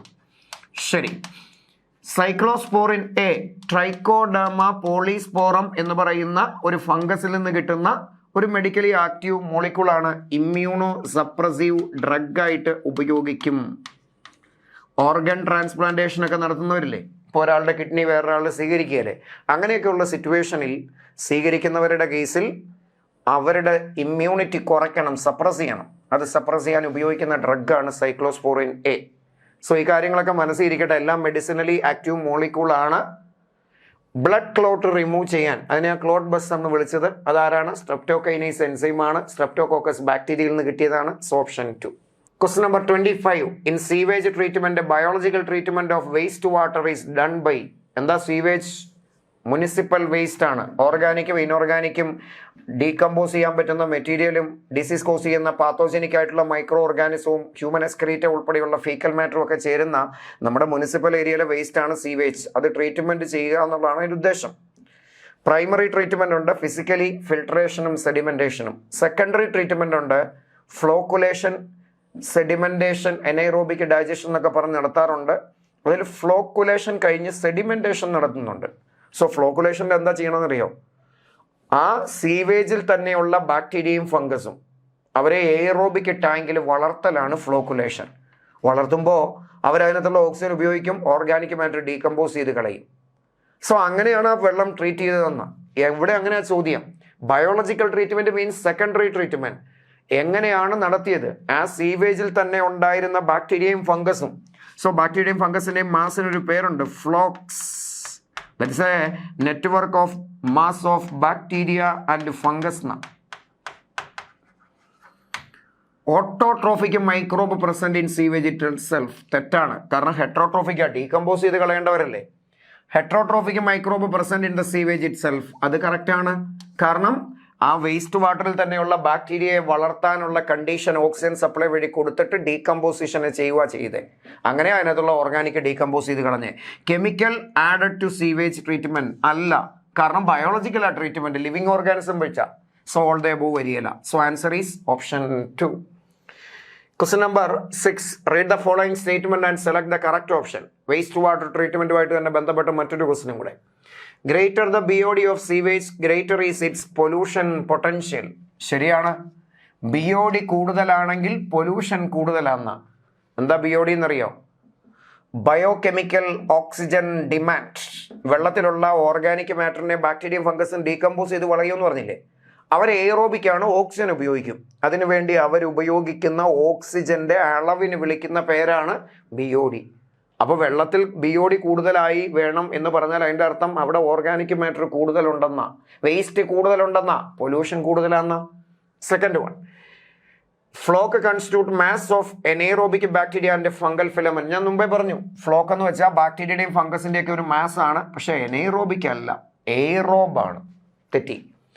Digestion product of activated sludge constitute CH4, CO2 and hydrogen sulfide. Secondary ട്രീറ്റ്മെന്റിൽ ബാക്ടീരിയയും ഫംഗസിനെയും ഫ്ലോക്കുലേഷൻ നടത്തി, പിന്നെ സെഡിമെന്റ് ചെയ്തു. അവിടെ അടിഞ്ഞുകൂടുന്ന വേസ്റ്റിനെയാണ് ആക്ടിവേറ്റഡ് സ്ലഡ്ജ് എന്ന് വിളിക്കുന്നത്. അത് എനേറോബിക് ഡൈജഷൻ നടക്കുന്ന ടാങ്കിലേക്ക് പാസ് ചെയ്താൽ ബയോഗ്യാസ് ഉണ്ടാക്കാൻ കാരണമായിട്ടുള്ള ഗ്യാസ് ഉൾപ്പെടെ ഒരു മിക്സർ ഓഫ് ഗ്യാസ് ഉണ്ടാകും. അതിൽ മീഥൈനും കാർബൺ ഡൈ ഓക്സൈഡും ഹൈഡ്രജൻ സൾഫൈഡും ഒക്കെ വരുമെന്നാണ് ടെക്സും പറയുന്നുണ്ട്. ശരിയാണ്. സോ അങ്ങനെയാണെങ്കിൽ നമ്മൾ ആൻസറിലേക്ക് പോകണം. ഓൾ ആർ കറക്റ്റ് അല്ല. എയും ബിയും അല്ല കറക്റ്റ്. എയും സിയും ആ കറക്റ്റ്, ബി തെറ്റി. ദെൻ ബി ആൻഡ് സിയും അല്ല, കാരണം ബി തെറ്റല്ലേ. എ ആൻഡ് സി കറക്റ്റ് ആണ്. So answer is option 4. Okay. Question number 27. Organism and population എന്ന് പറയുന്ന എക്കോളജിയുടെ ചാപ്റ്ററിലേക്ക് കിടക്കുകയാണ്.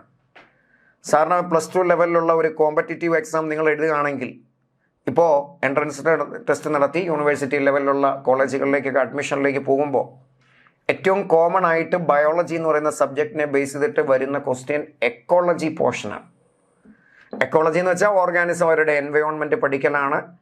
പ്രസന്റ് ഡേയിൽ ഇമ്പോർട്ടൻസ് ഉള്ള ടോപ്പിക്കാണ് കൺസർവേഷൻ, എൻവയോൺമെൻറ്റ് ക്ലീൻ ചെയ്യൽ, മരങ്ങൾ വെച്ച് പിടിപ്പിക്കൽ. ഇതൊക്കെ നമ്മൾ എപ്പോഴും കേൾക്കുന്നു. ഗ്രീൻ ഹൗസ് എഫക്റ്റും ഗ്ലോബൽ വാർമിംഗ് ഒക്കെ കൺട്രോൾ ചെയ്യണം, പൊല്യൂഷൻ കൺട്രോൾ ചെയ്യണം, നമ്മുടെ ബയോഡൈവേഴ്സിറ്റി കൺസർവ് ചെയ്യണം, എൻവയോൺമെൻറ്റിലെ ആ ഒരു ഫുഡിൻ്റെ നേച്ചർ അറിയണം. ഇതൊക്കെയല്ലേ ഇമ്പോർട്ടൻസ്. സോ കോമ്പറ്റേറ്റീവ് എക്സാമിന് ആ ചാപ്റ്ററുകളിൽ നിന്ന് ക്വസ്റ്റ്യൻ കൂടുതലായിട്ട് ഉണ്ടാവാറുണ്ട്. അതുകൊണ്ട് നമുക്കും എക്സാമിനൊക്കെ അങ്ങനെ പ്രതീക്ഷിക്കാം. സോ ഓർഗാനിസത്തിൻ്റെ ചാപ്റ്ററിലേക്ക് കടക്കുകയാണ്. Epiphyte is an organism which provide food to another organism. തെറ്റാണ്. എന്താ എപ്പിഫൈറ്റ്? ഒരു മരത്തിൻ്റെ പുറത്ത് വളരുന്ന വേറൊരു പ്ലാന്റ്. വലിയ മരങ്ങളുടെയൊക്കെ മുകളിൽ ചെറിയ പ്ലാന്റ് പറ്റിപ്പിടിച്ച് വളരുകയില്ലേ, ജസ്റ്റ് സപ്പോർട്ടിന് വേണ്ടി മാത്രം. അവരുടെ പോയി ഡിസീസ് ഉണ്ടാക്കി അവിടെ നിന്നുള്ളതെല്ലാം വലിച്ചു കളഞ്ഞ് അവരെ നശിപ്പിക്കുകയൊന്നുമല്ല. അത് പാരസൈറ്റാണ്. ഇത് ജസ്റ്റ് അതിൻ്റെ മുകളിൽ പോയി വളരും. സോ അയാളല്ലല്ലോ ഫുഡ് കൊടുക്കുന്നത്, അയാൾ വേറെ സപ്പോർട്ടിന് വേണ്ടി വേറൊരിടത്ത് പോയി ജീവിച്ചതാണ്. അമൻസാലിസം എന്ന് വെച്ചാൽ രണ്ട് സ്പീഷീസ് ഇൻട്രാക്ട് ചെയ്താൽ ഒരാൾക്ക് നെഗറ്റീവും ഒരാൾക്ക് ന്യൂട്രലും കിട്ടുന്ന റിലേഷൻഷിപ്പിൻ്റെ പേരാണ്. വിച്ച് വൺ സ്പീഷീസ് ബെനഫിറ്റഡ്, തെറ്റാ. അതർ അൺഅഫക്റ്റഡ്, ശരിയാ. പക്ഷെ ഇവിടെ ഒരെണ്ണം നെഗറ്റീവ് ഹാംഫുൾ വരേണ്ടത്, ബെനഫിറ്റ് അല്ല. Predator is an organism that catch and kill the organism for food. ഒരാൾ വേറൊരാളെ കൊന്ന് തിന്നുക, അയാളല്ലേ പ്രിഡേറ്റർ എന്ന് വിളിക്കേണ്ടത്, ശരിയല്ലേ? അയാളാ കൊന്നു തിന്നുന്ന ആളെ എന്തെന്ന് വിളിക്കണം? പ്രേ എന്നല്ലേ വിളിക്കേണ്ടേ? ശരിയാണ്. നോക്കാം. Parasite is an organism which always lives inside the body of other organism. കാണുമ്പോൾ ശരിയാണെന്ന് തോന്നുന്നു അല്ലേ? ഒരു കൺഫ്യൂസിങ് സെന്റൻസാ. വേറൊരു ഓർഗാനിസത്തിന്റെ ബോഡിയിലല്ലേ പാരസൈറ്റ് ജീവിക്കുന്നു, പക്ഷേ always live inside the body. തെറ്റാ. ബോഡിയുടെ അകത്തല്ല, സർഫസിലാണെങ്കിലും ജീവിക്കാം. ലൈസ് ഓൺ ഹ്യൂമൻസ് എക്സാമ്പിളാ. നമ്മുടെ ബോഡിയിൽ പെയിനില്ലേ, സർഫസിലല്ലേ? സോ അങ്ങനെ എക്സ്റ്റേണൽ ആയിട്ടും ജീവിക്കാം. അല്ലെ നിങ്ങൾ കണ്ടിട്ടുണ്ട് ചില പാരസൈറ്റിക് ആയിട്ടുള്ള പ്ലാന്റ് ഇല്ലേ, കസ്ക്യൂട്ടയൊക്കെ പോലെ, മരത്തിന്റെ പുറത്ത് മൂടില്ലാത്ത ആളി പോലെ വള്ളി മാത്രമായിട്ട് ലീഫ് ഇല്ലാത്ത പ്ലാന്റ് കയറി കിടക്കുന്നതൊക്കെ കണ്ടിട്ടില്ലേ? സോ അത് എക്സ്റ്റേണലാ.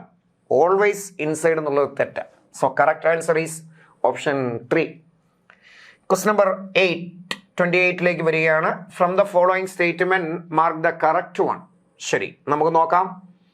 The small animal have a larger surface area relative to their body volume. Body വോളിയമായിട്ട് കമ്പയർ ചെയ്യുമ്പോൾ സർഫസ് ഏരിയ ചെറിയ ആൾക്കാർക്ക് കൂടുതലാണ്. ശരിയാണോ? ഒരു കൺഫ്യൂഷൻ ഉണ്ട്. നിങ്ങൾ ഫിസിക്സിലൊക്കെ പഠിക്കും, വലിയ ഒരു ബോഡിയാണ്, ചെറിയ ചെറിയ ഫ്രാഗ്മെന്റ് ആയാൽ ടോട്ടൽ അതിൻ്റെ സർഫസ് ഏരിയ കൂടി വരുമല്ലേ ചെയ്ത്. അപ്പോൾ as compared to larger organism, ചെറിയ ഓർഗാനിസം ആണെങ്കിൽ അവരുടെ വോളിയമായിട്ട് കമ്പയർ ചെയ്താൽ സർഫസ് ഏരിയ കൂടുതൽ. ശരിയാണ്. Smaller animals are rarely found in polar region. വീണ്ടും ശരിയാ. ടെക്സ്റ്റ് ബുക്കിലെ ഓർഗാനിസത്തിന്റെ ചാപ്റ്ററിൽ പറയുന്നുണ്ട്. വളരെ കുറവേ കാണുകയുള്ളൂ. കാരണം തണുപ്പ് കൂടിയ സിറ്റുവേഷനിൽ ജീവിക്കുന്നതനുസരിച്ച് ബോഡിയിൽ ഹീറ്റ് ജനറേറ്റ് ചെയ്യാനുള്ള മെറ്റബോളിസം മേക്കപ്പ് ചെയ്യാൻ അവരെ കൊണ്ട് പറ്റൂല. ഹീറ്റ് ജനറേഷനും അല്ലെങ്കിൽ ഹീറ്റ് എവല്യൂഷനും ഒക്കെ സർഫസ് ഏരിയയുമായിട്ട് റിലേറ്റഡ് ആണെന്നൊക്കെ ടെക്സ്റ്റ് പറയുന്നുണ്ട്. അതുകൊണ്ട് അവർ കുറവാണെന്ന് പറയുന്നുമുണ്ട്. Bear cannot migrate, hence hibernate during winter. ശരിയാ. ഹൈബർനേഷൻ ഓർ വിന്റർ സ്ലീപ്പ് എന്ന് കേട്ടിട്ടുണ്ടോ? പോളാർ ബിയർ മൈഗ്രേറ്റ് ചെയ്യുന്നില്ല. അയാൾ നല്ല വിന്റർ ആകുമ്പോൾ ഇനാക്റ്റീവായിട്ട് സസ്പെൻഡഡ് സ്റ്റേജിൽ ഇരിക്കുമെന്നാണ് കേൾക്കുന്നത്. It is hibernation or winter sleep. Small animals have small surface area relative to their body volume. Larger ആണെന്ന് പറഞ്ഞു കഴിഞ്ഞാൽ പിന്നെ സ്മോൾ തെറ്റാവുകയല്ലേ? സ്മോളർ ഓർഗാൻസിന് വോളിയമായിട്ട് കമ്പയർ ചെയ്താൽ സർഫസ് ഏരിയ കൂടുതലാണ്. ആരുമായിട്ടൂടെ കമ്പയർ ചെയ്യണം? as compared to larger surface area body volume ratio. Aquatic mammal have blubber. ശരിയാണ്. സീൽ എന്ന് പറയുന്ന ഓർഗാനിസത്തിന് ബ്ലബർ ഉണ്ട്. To decrease surface area. തെറ്റ. അതിനൊരു ഇൻസുലേറ്റർ പോലെ പ്രൊട്ടക്ഷൻ കൊടുക്കാൻ, ചൂട് പിടിച്ചു നിർത്താൻ, തണുപ്പിൽ ജീവിക്കാൻ ഒക്കെ വേണ്ടിയിട്ടാണ് ഈ ഒരു സ്ട്രക്ചർ, അല്ലാതെ അവരുടെ സർഫസ് ഏരിയ കുറയ്ക്കാനൊന്നുമല്ല. So here the answer is, നമുക്ക് പറയാം 1, 2, 3 ശരിയാ, 4, 5 തെറ്റും. ഓപ്ഷൻ ഉണ്ടോ നോക്കാം. 1 to 5 കറക്റ്റ് അല്ല. 2, 3, 4 അല്ല, കാരണം 4ഉം തെറ്റും, ഇവിടെ 5ഉം തെറ്റും. 1, 2, 3 കറക്റ്റ് ആണ്. നോക്കാം, 4ഉം 5ഉം കറക്റ്റും അല്ല. സോ ആൻസർ ഈസ് ഓപ്ഷൻ 3 ആണ്. കിട്ടിയല്ലോ. Question number 29. In ocean red, brown and green algae distributed at different depth depends on temperature variation, seasonal variation, salt concentration, wave length difference of light. NCERT ഒരു question mark ഇട്ടിട്ട് ഇങ്ങനെ ചോദിച്ചിട്ടുണ്ട് ടെക്സ്റ്റിൽ, organism and പോപ്പുലേഷൻ്റെ ചാപ്റ്ററിൽ. എന്താ? കടലിലൊക്കെ എടുക്കുമ്പോൾ വെള്ളത്തിൽ പായൽ കാണും, ഗ്രീൻ ആൽഗയും ബ്രൗൺ ആൽഗയും റെഡ് ആൽഗയും. സർഫസിൽ കാര്യമായിട്ട് ഗ്രീൻ ആണ്, കുറച്ചുകൂടെ താഴെയാണ് ബ്രൗൺ, ഉള്ളതിൽ ഏറ്റവും താഴെയാണ് റെഡ് ആൽഗെ. എന്തുകൊണ്ടാണ് റെഡ് ആൽഗെ ഏറ്റവും താഴെ കണ്ടത്? റെഡ് ആൽഗയാണ്, ഫോട്ടോസിന്തസൈസ് ചെയ്ത് വേണം ജീവിക്കാൻ. ടെമ്പറേച്ചർ കിട്ടുന്നതിനനുസരിച്ചിട്ടാണോ? അതല്ല. സീസണൽ വേരിയേഷൻ കൊണ്ടിട്ടാണോ റെഡ് ആൽഗെ താഴെ പോയി കണ്ടത്? അല്ല. സോൾട്ടിന്റെ കോൺസെൻട്രേഷൻ, കടലിലെ ഉപ്പിന്റെ കോൺസെൻട്രേഷൻ മുകളിലും താഴെയും കുറഞ്ഞും കൂടിയും പോയതുകൊണ്ടാണോ? അല്ല. Wavelength difference of light, that's a correct answer. കാരണം വരുന്ന ലൈറ്റ് 400 to 700 നാനോമീറ്റർ റേഞ്ചിലുള്ള വിസിബിൾ സ്പെക്ട്രം ഇല്ലേ, അത് ആ വേവ് ലെങ്തിനും എനർജിക്കും ഒക്കെ അനുസരിച്ചിട്ട് ലൈറ്റിന്റെ പെനിട്രേഷൻ പലതും പല രീതിയിലാണ്. എല്ലാ ലൈറ്റും വെള്ളത്തിലേക്ക് പെനിട്രേറ്റ് ചെയ്യുന്ന ഒരേ ലെവലിലല്ല. വേവ് ലെങ്ത് കുറഞ്ഞ, എനർജി ലെവൽ കൂടിയ ആൾക്കാർ കൂടുതൽ പെനിട്രേറ്റ് ചെയ്യും. അപ്പൊ ഡീപ്ലി പെനിട്രേറ്റ് ചെയ്യുന്ന ലൈറ്റിനെ അബ്സോർബ് ചെയ്യാനുള്ള കപ്പാസിറ്റി, അതിനുള്ള പിഗ്മെന്റ് റെഡ് ആൽഗയ്ക്ക് ഉള്ളത് കൊണ്ട് സാധാരണ ഓഷ്യൻ ഏരിയയിൽ കുറച്ചുകൂടെ ഡീപ്പർ എന്ന് വെച്ചാൽ ലൈറ്റ് ചെല്ലാത്ത ഇരുട്ടിലല്ല, ലൈറ്റ് ഉണ്ട്, അതിൽ ഡീപ്പർ റെഡ് ആൽഗി. സോ അങ്ങനെയാണെങ്കിൽ answer option 4. Okay. Then question number 30. What type of human population is represented by the following pyramids?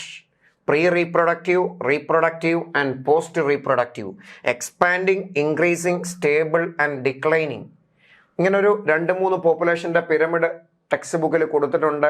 ആ പിരമിഡിൻ്റെ ഷേപ്പ് പോപ്പുലേഷൻ്റെ ഗ്രോത്ത് സ്റ്റാറ്റസിനെ റെപ്രസെൻ്റ് ചെയ്യുമെന്നൊക്കെ പറയുന്നുണ്ട്. അപ്പോൾ ഏത് ടൈപ്പ് പിരമിഡാന്നുള്ളതിൻ്റെ കൺസെപ്റ്റ് ഇരിക്കണം. ഈ പിരമിഡിൽ കാണിച്ചിരിക്കുന്ന ഏറ്റവും ലോവർ ലെവലിൽ കാണിച്ചിരിക്കുന്നത് കൊച്ചു പിള്ളേരുടെ എണ്ണമാണ്. ബർത്ത് റേറ്റിനനുസരിച്ചുള്ള പ്രീ റീപ്രൊഡക്റ്റീവ് ഇൻഡിവിജ്വൽ ആണ്. അടുത്ത 2 കോളം കാണിച്ചിരിക്കുന്നത് അഡൽട്ട് സ്റ്റേജിൽ എത്തിയവർ, മച്ചുവർ ആയിട്ടുള്ളവരുടെ എണ്ണമാണ്. പിന്നെ കാണിച്ചിരിക്കുന്നത് പ്രായമായവരുടെ എണ്ണമാണ്, പോസ്റ്റ് റീപ്രൊഡക്റ്റീവാണ്. അപ്പോൾ ഈ പിരമിഡ് റെപ്രസെൻ്റ് ചെയ്യുന്നത് എന്താ? അത്യാവശ്യം പ്രായമായവരുണ്ട്, മച്ചുവർ എത്തിയവരുണ്ട്, പക്ഷെ അതിനനുസരിച്ചിട്ടുള്ള എണ്ണം കൊച്ചു പിള്ളേർ പ്രീ റീപ്രൊഡക്റ്റീവ് ഇല്ല. അപ്പോൾ ബർത്ത് റേറ്റ് കുറവാണ്. ജനന നിരക്ക് കുറവെന്നല്ല ഇതിൻ്റെ അർത്ഥം. ജനന നിരക്ക് കുറവാണെങ്കിൽ പതിയെ പതിയെ പോപ്പുലേഷൻ തളരുകയാണ്, കുറയുകയാണ് എന്നാണ് അതിൻ്റെ അർത്ഥം. So here the answer is option 4, declining. Okay. Question number 31. A population growing in a habitat with limited resources showing a phase of growth in the following sequence. 2 growth ഫോമിനെ കുറിച്ച് പറയുന്നുണ്ട്, ജെ ഷേപ്പിടും എസ് ഷേപ്പിടും. ഒരു limited ആയിട്ടുള്ള resource ഉള്ള കണ്ടീഷനിലാണ് വളരുന്നതെങ്കിൽ condition വെച്ചിട്ട് organism പതിയെ വളരും, number കൂടും, maximum ലെവലിലേക്ക് വരുന്നതിനനുസരിച്ചിട്ട് നിൽക്കും. കാരണം കണ്ടീഷൻ അവിടെ, റിസോഴ്സസ് അവിടെ ലിമിറ്റഡാണ്. അപ്പോൾ ചുമ്മാ ഇങ്ങനെ കൂടിക്കൊണ്ടിരിക്കുകയല്ല, ഒരു മാക്സിമം ക്യാരിങ് കപ്പാസിറ്റി വരെ വളരും, പിന്നെ സ്റ്റഡി ആയിട്ട് നിൽക്കും. അങ്ങനെ ഒരു കണ്ടീഷനാണ്. സോ അത് ഫോളോ ചെയ്യുന്ന എസ് ഷേപ്പ്ഡ് കർവാണ്. ഇങ്ങനെ ടെക്സ്റ്റിൽ ഒരു പടമൊക്കെ കാണിച്ചിട്ടുണ്ട്. അതിനകത്ത് എന്തൊക്കെ ഫേസാണ് ഉള്ളത്? ഇനീഷ്യൽ ആയിട്ടുള്ള ഫേസിൻ്റെ പേര് ലാഗ് ഫേസ്, പിന്നെ ഉള്ളതിൻ്റെ പേര് ലോഗ് അല്ലെങ്കിൽ എക്സ്പോണൻഷ്യൽ ഫേസ്, പിന്നെ കുറഞ്ഞു തുടങ്ങുന്നതിൻ്റെ ഒരു പേര് ഡീസിലറേഷൻ ഫേസ്, അവസാനം കോൺസ്റ്റൻ്റ് ആയിട്ട് നിൽക്കുന്നതിൻ്റെ പേര് എസിംപ്റ്റോട്ട് എന്ന് ടെക്സ്റ്റ് ബുക്ക് പരിചയപ്പെടുത്തുന്നുണ്ട്. ജെ ഷേപ്പ്ഡ് വേറൊരു കർവുണ്ട്, ലാഗും ലോഗും മാത്രമേ ഉള്ളൂ. സോ ഇതിൻ്റെ അകത്ത് ഫേസ് ഇങ്ങനെ കിട്ടണം. ആക്സിലറേഷൻ, ഡീസിലറേഷൻ, ലാഗ്, എസിംപ്റ്റോട്ട് തെറ്റാ. ലാഗ് ഫേസ് ശരിയാണ്. അത് കഴിഞ്ഞ് ആക്സിലറേഷനാണ്, അതല്ലേ ലോഗ് ഓർ എക്സ്പോണൻഷ്യൽ, ശരിയാണ്. ലോഗ്, ഡീസിലറേഷൻ തെറ്റെന്ന് പറയാനില്ല, പക്ഷെ ഇത് 2 സെയിം ആയിട്ടാണ് കൊടുത്തിരിക്കുന്നത്. നോക്കാം. ലാഗ് അത് ശരിയാണ്, ആക്സിലറേഷൻ ശരിയാ, ഡീസിലറേഷൻ ശരിയാ. എസിംപ്റ്റോട്ട് എന്ന് വെച്ചാൽ കോൺസ്റ്റന്റ് ആയിട്ട് പോകുന്നെന്നാ, അതും ശരിയാ. ആക്സിലറേഷൻ ലോഗ് കഴിഞ്ഞിട്ട് ക്രഷ്, അത് ജെ ഷേപ്പ്ഡിൻ്റെ കണ്ടീഷനായിട്ട് മാറും. സോ അപ്പോൾ ഏറ്റവും നല്ല ആൻസർ ഓപ്ഷൻ 3 ആണ്, 2-നേക്കാട്ടിലും. കാരണം എസിംപ്റ്റോട്ട് ഉൾപ്പെടെ എഴുതിയിട്ടുണ്ട്. ഇതെല്ലാം കൂടെ കാണിക്കുമ്പോൾ ഒരു ലിമിറ്റഡ് റിസോഴ്സിലുള്ള എൻവയോൺമെന്റിൽ ഓർഗാനിസം കാണിക്കുന്ന ക്യാരക്ടറിസ്റ്റിക് പാറ്റേണിലെ ഗ്രോത്തിന്റെ representation S shaped or sigmoid or logistic കർവാണ് എന്ന് കേട്ടിട്ടുണ്ട്. Okay. Question number 32. Match the following correctly and choose the correct option. Column 1-ലും 2-ലും ആയിട്ട് കുറച്ച് ഇൻട്രാക്ഷനും എക്സാമ്പിളും ഉണ്ട്. നമുക്ക് ഡീറ്റെയിലേക്ക് പോവാം. ശ്രദ്ധിച്ചോ. Commensalism, lichen, cuscuta, carnivore, epiphyte. Commensalism എന്ന് വെച്ചാൽ ഒരാൾക്ക് പോസിറ്റീവ്, ഒരാൾക്ക് ന്യൂട്രൽ. അതിൻ്റെ എക്സാമ്പിളാണ് എപ്പിഫൈറ്റ്. സോ എയുടെ കൂടെ 4 വരണം. അങ്ങനെ ഓപ്ഷൻ ഉണ്ടോ? ഇത് വരൂല, ഇതും വരൂല, ഇതേ വരുള്ളൂ, ഇതും വരികയില്ല നമുക്കറിയാം. ഇനി ആൻസർ ശരിയാണോ എന്ന് കണ്ടുപിടിച്ചാൽ മതി. മ്യൂച്വലിസം, മ്യൂച്വലിസത്തിൽ 2 പേർക്കും ബെനിഫിറ്റ് അല്ലേ? ലൈക്കൻ എക്സാമ്പിളാ. സോ ബിയുടെ കൂടെ വരേണ്ടത് 1 ആണ്. പാരസൈറ്റിസം, കസ്ക്യൂട്ട പാരസൈറ്റ് ആണ്. സിയുടെ കൂടെ വരേണ്ടത് 2 ആണ്. ഒരാൾക്ക് ഗുണവും ഒരാൾക്ക് ദോഷവുമാണ്. പ്രിഡേഷനിലും പ്രിഡേറ്ററിന് ഫുഡ് കിട്ടും, പ്രേയ്ക്ക് ലൈഫ് പോവും. അങ്ങനെ തന്നെയാണ്. അതിൻ്റെ എക്സാമ്പിൾ ആ കാർണിവോർ ഒരു പ്രിഡേറ്റർ അല്ലേ? സോ ഡിയുടെ കൂടെ 3 കിട്ടണം. 4 1 2 3 എന്ന ഓപ്ഷൻ ഉണ്ടോ? യെസ്, അത് കറക്റ്റ് അല്ലേ? 4 1 2 3 ആ. So answer is option 2. Question number 33. Biodiversity and conservation എന്ന് പറയുന്ന ചാപ്റ്ററുമായിട്ട് ലിങ്ക് ചെയ്തിട്ട് കുറച്ച് ക്വസ്റ്റ്യനിലേക്ക് പോവാം. Why biodiversity is rich in tropics. Tropical റീജിയനിൽ ഇക്വേറ്ററിനോട് ചേർന്ന സ്ഥലത്ത് ഡൈവേഴ്സിറ്റി കൂടുതലാണ്. അതിൻ്റെ തെളിവൊക്കെ NCERT കൊടുക്കുന്നുണ്ട്. ആമസോൺ റെയിൻ ഫോറസ്റ്റ് ഉൾപ്പെടെ നമ്മുടെ ഇന്ത്യയൊക്കെ ഡൈവേഴ്സിറ്റി കൂടിയ സ്ഥലങ്ങളിലാണ്. എന്തുകൊണ്ടാണ്? Tropical environment is less seasonal, ശരിയാ. ടെമ്പറേറ്റ് കൺട്രീസ് പോലെ സീസണൽ വേരിയേഷൻ കാര്യമായിട്ടില്ല. Receive more solar energy which contribute to more productivity. കൂടുതൽ എനർജി ലെവലും സോളാർ എനർജി കിട്ടും, അപ്പോൾ പ്രൊഡക്ടിവിറ്റി കൂടൂലേ? ശരിയാ. Tropical remain undisturbed. ഗ്ലേസിയേഷൻ പോലുള്ള കാര്യങ്ങൾ സംഭവിക്കുന്നില്ല. അങ്ങനെ ദീർഘനാളത്തേക്ക് ഒരുപോലെ നിൽക്കുമ്പോൾ മാറ്റങ്ങളില്ലാതെ സ്പീഷീസുകൾക്ക് തുടരാൻ പറ്റും. അതും ശരിയാ. സോ ആൻസർ ഈസ് ഓപ്ഷൻ 4 ആണ്. ഈ കാരണങ്ങൾ കൊണ്ടൊക്കെ തന്നെ ട്രോപ്പിക്കൽ റീജിയനിൽ ഡൈവേഴ്സിറ്റി കൂടുതലാണ് എന്നാണ് നമ്മളെ പഠിപ്പിക്കുന്നത്. ശരി. Question number 34. An in situ conservation of biodiversity conservation is National Park, Botanical Garden, Zoological Park, Scientific Laboratory. എന്താ അതിൻ്റെ ഉദ്ദേശം? In situ means inside natural environment. 2 തരത്തിലുള്ള കൺസർവേഷൻ്റെ മെക്കാനിസം ഉണ്ട്. ഒരെണ്ണത്തിൻ്റെ പേര് ഇൻസിറ്റു, രണ്ടാമത്തതിൻ്റെ പേര് എക്സിറ്റു എന്നാണ്. ഒരു ഓർഗാനിസം അത് വളരുന്ന നാച്ചുറൽ എൻവയോൺമെന്റിൽ കൺസർവ് ചെയ്താൽ ഇൻസിറ്റു, നാച്ചുറൽ എൻവയോൺമെന്റിന് പുറത്ത് കൺസർവ് ചെയ്താൽ എക്സിറ്റു. ഓക്കെ, ഫോർ എക്സാമ്പിൾ ഞാൻ പറയട്ടെ. ടൈഗർ, നിങ്ങളുടെ മനസ്സിൽ ഇതിൻ്റെ ഡിഫറൻസ് വരാൻ വേണ്ടിയിട്ടാണ്. ടൈഗർ സംരക്ഷിക്കപ്പെടണം. എവിടെയാ? ടൈഗർ റിസർവിൽ, ഫോറസ്റ്റിൻ്റെ ഉള്ളിൽ. കേരളത്തിൽ 2 ഫേമസ് ടൈഗർ റിസർവ് ഉണ്ട്. Periyar Tiger Reserve, Thekkady Parambikulam Tiger Reserve. So Thekkady Idukki ഡിസ്ട്രിക്റ്റിലാണ്. പെരിയാർ ടൈഗർ റിസർവ് ആണ്. അതിൻ്റെ ഉള്ളിൽ, ആ വനത്തിൻ്റെ ഉള്ളിലാണ് കടുവയെ സംരക്ഷിക്കുന്നത് എങ്കിൽ അതിൻ്റെ പേരെന്താ? It is in situ, natural environment അല്ലേ. എന്നാൽ അവിടെ ഉള്ള കടുവയെ കൊണ്ടുപോയി തിരുവനന്തപുരത്ത് സൂയിലാണ് പ്രൊട്ടക്ട് ചെയ്യുന്നത്. നാച്ചുറൽ എൻവയോൺമെന്റ് ആണോ? അല്ല. ഒരു വലിയ കോട്ടയ്ക്കകത്ത് അല്ലെ കേജിന്റെ ഉള്ളിൽ പ്രൊട്ടക്റ്റീവ് അല്ലേ? അത് എക്സിറ്റു ആണ്, ആർട്ടിഫിഷ്യലാണ്.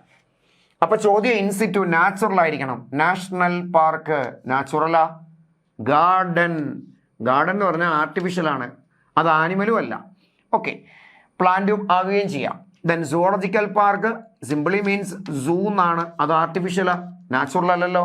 സയന്റിഫിക് ലബോറട്ടറിയും ആർട്ടിഫിഷ്യൽ ആണ്. So here the correct answer national പാർക്കാ. Silent Valley National Park Palakkad ഡിസ്ട്രിക്റ്റിലുണ്ട്, സിംഹവാലൻ കുരങ്ങിനെ സംരക്ഷിക്കാൻ. ഇരവികുളം നാഷണൽ പാർക്ക് മൂന്നാറിൽ ഇടുക്കി ഡിസ്ട്രിക്റ്റിലുണ്ട്. ആരെ സംരക്ഷിക്കാനാ? ഇറ്റ് ഈസ് നീലഗിരി താർ വരയാടിനെ സംരക്ഷിക്കാൻ വേണ്ടി. So national park natural environment as option 1. Question number 35. Hotspot of biodiversity means ഏറ്റവും കൂടുതൽ ഡൈവേഴ്സിറ്റി കാണുന്ന പർട്ടിക്കുലർ ലൊക്കാലിറ്റിയിലുള്ളവർ മാത്രമുള്ള വംശനാശമൊക്കെ സംഭവിക്കുന്ന, എന്ന് വെച്ചാൽ കൺസർവേഷൻ ഏറ്റവും കാര്യമായിട്ട് നടത്തേണ്ട, ഡൈവേഴ്സിറ്റി ഒത്തിരി കൂടുതലുള്ള, വംശനാശം സംഭവിച്ചുകൊണ്ടിരിക്കുന്ന, അവിടെ മാത്രമേ കാണപ്പെടുന്ന ഓർഗാനിസം ഉള്ള സ്ഥലം, ഇങ്ങനെയൊക്കെ ആണെങ്കിൽ ആ റീജിയനെയാണ് നമ്മൾ ഹോട്ട്സ്പോട്ട് എന്ന് വിളിക്കേണ്ടത്.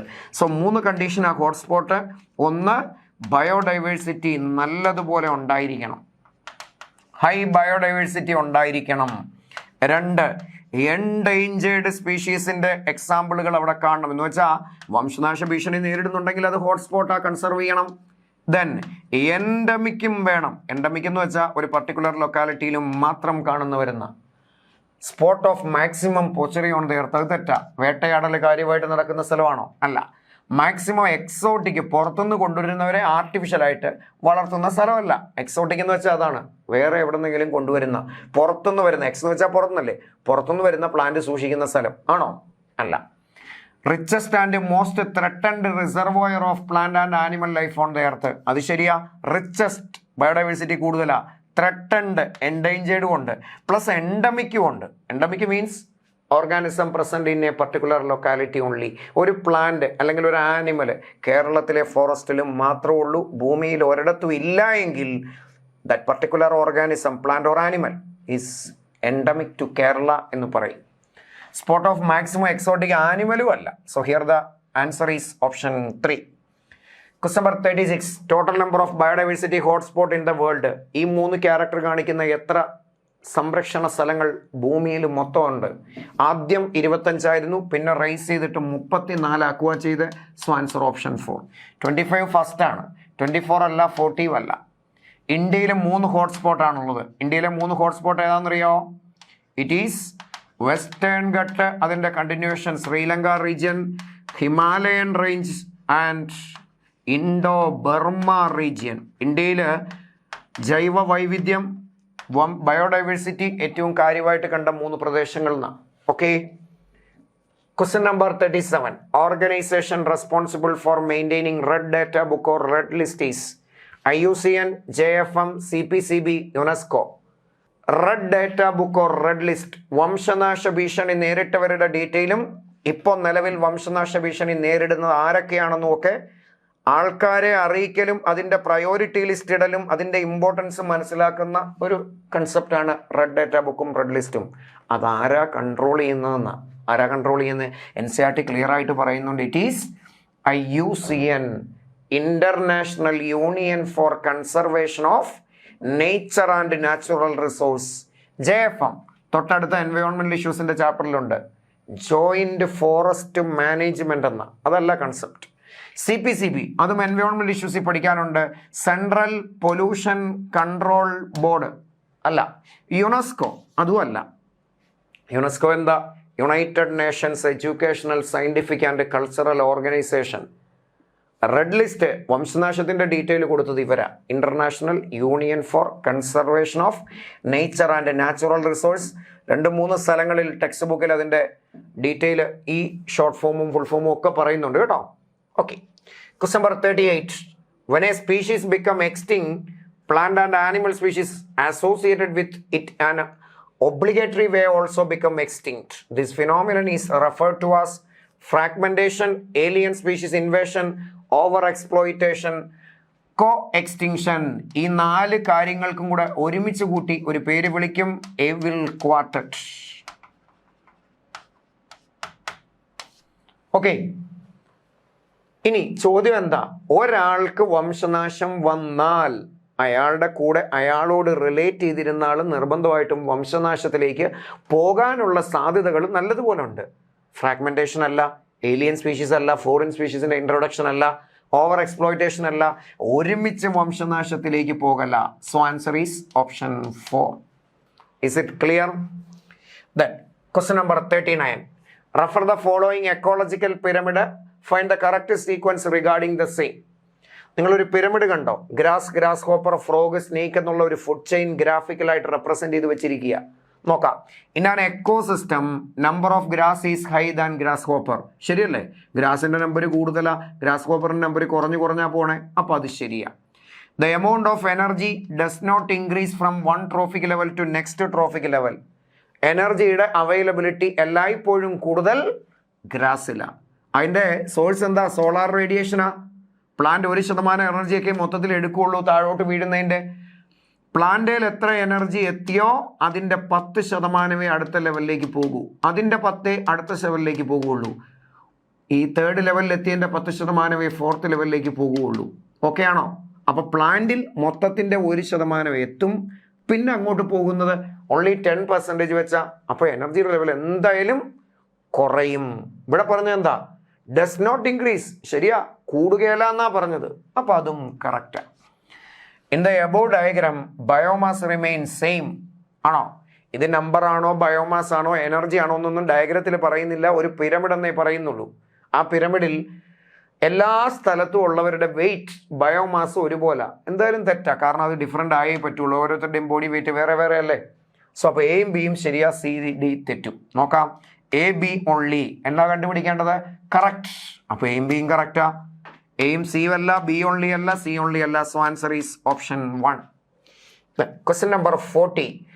One among the following represent the hierarchy succession in a pond. Select the correct option. നിങ്ങളുടെ NCERT ടെക്സ്റ്റ് ബുക്കിൽ ബയോളജി ഇല്ലേ, അതിൽ സക്സഷൻ എന്ന് പറയുന്ന ഒരു കാര്യം പഠിക്കാനുണ്ട്.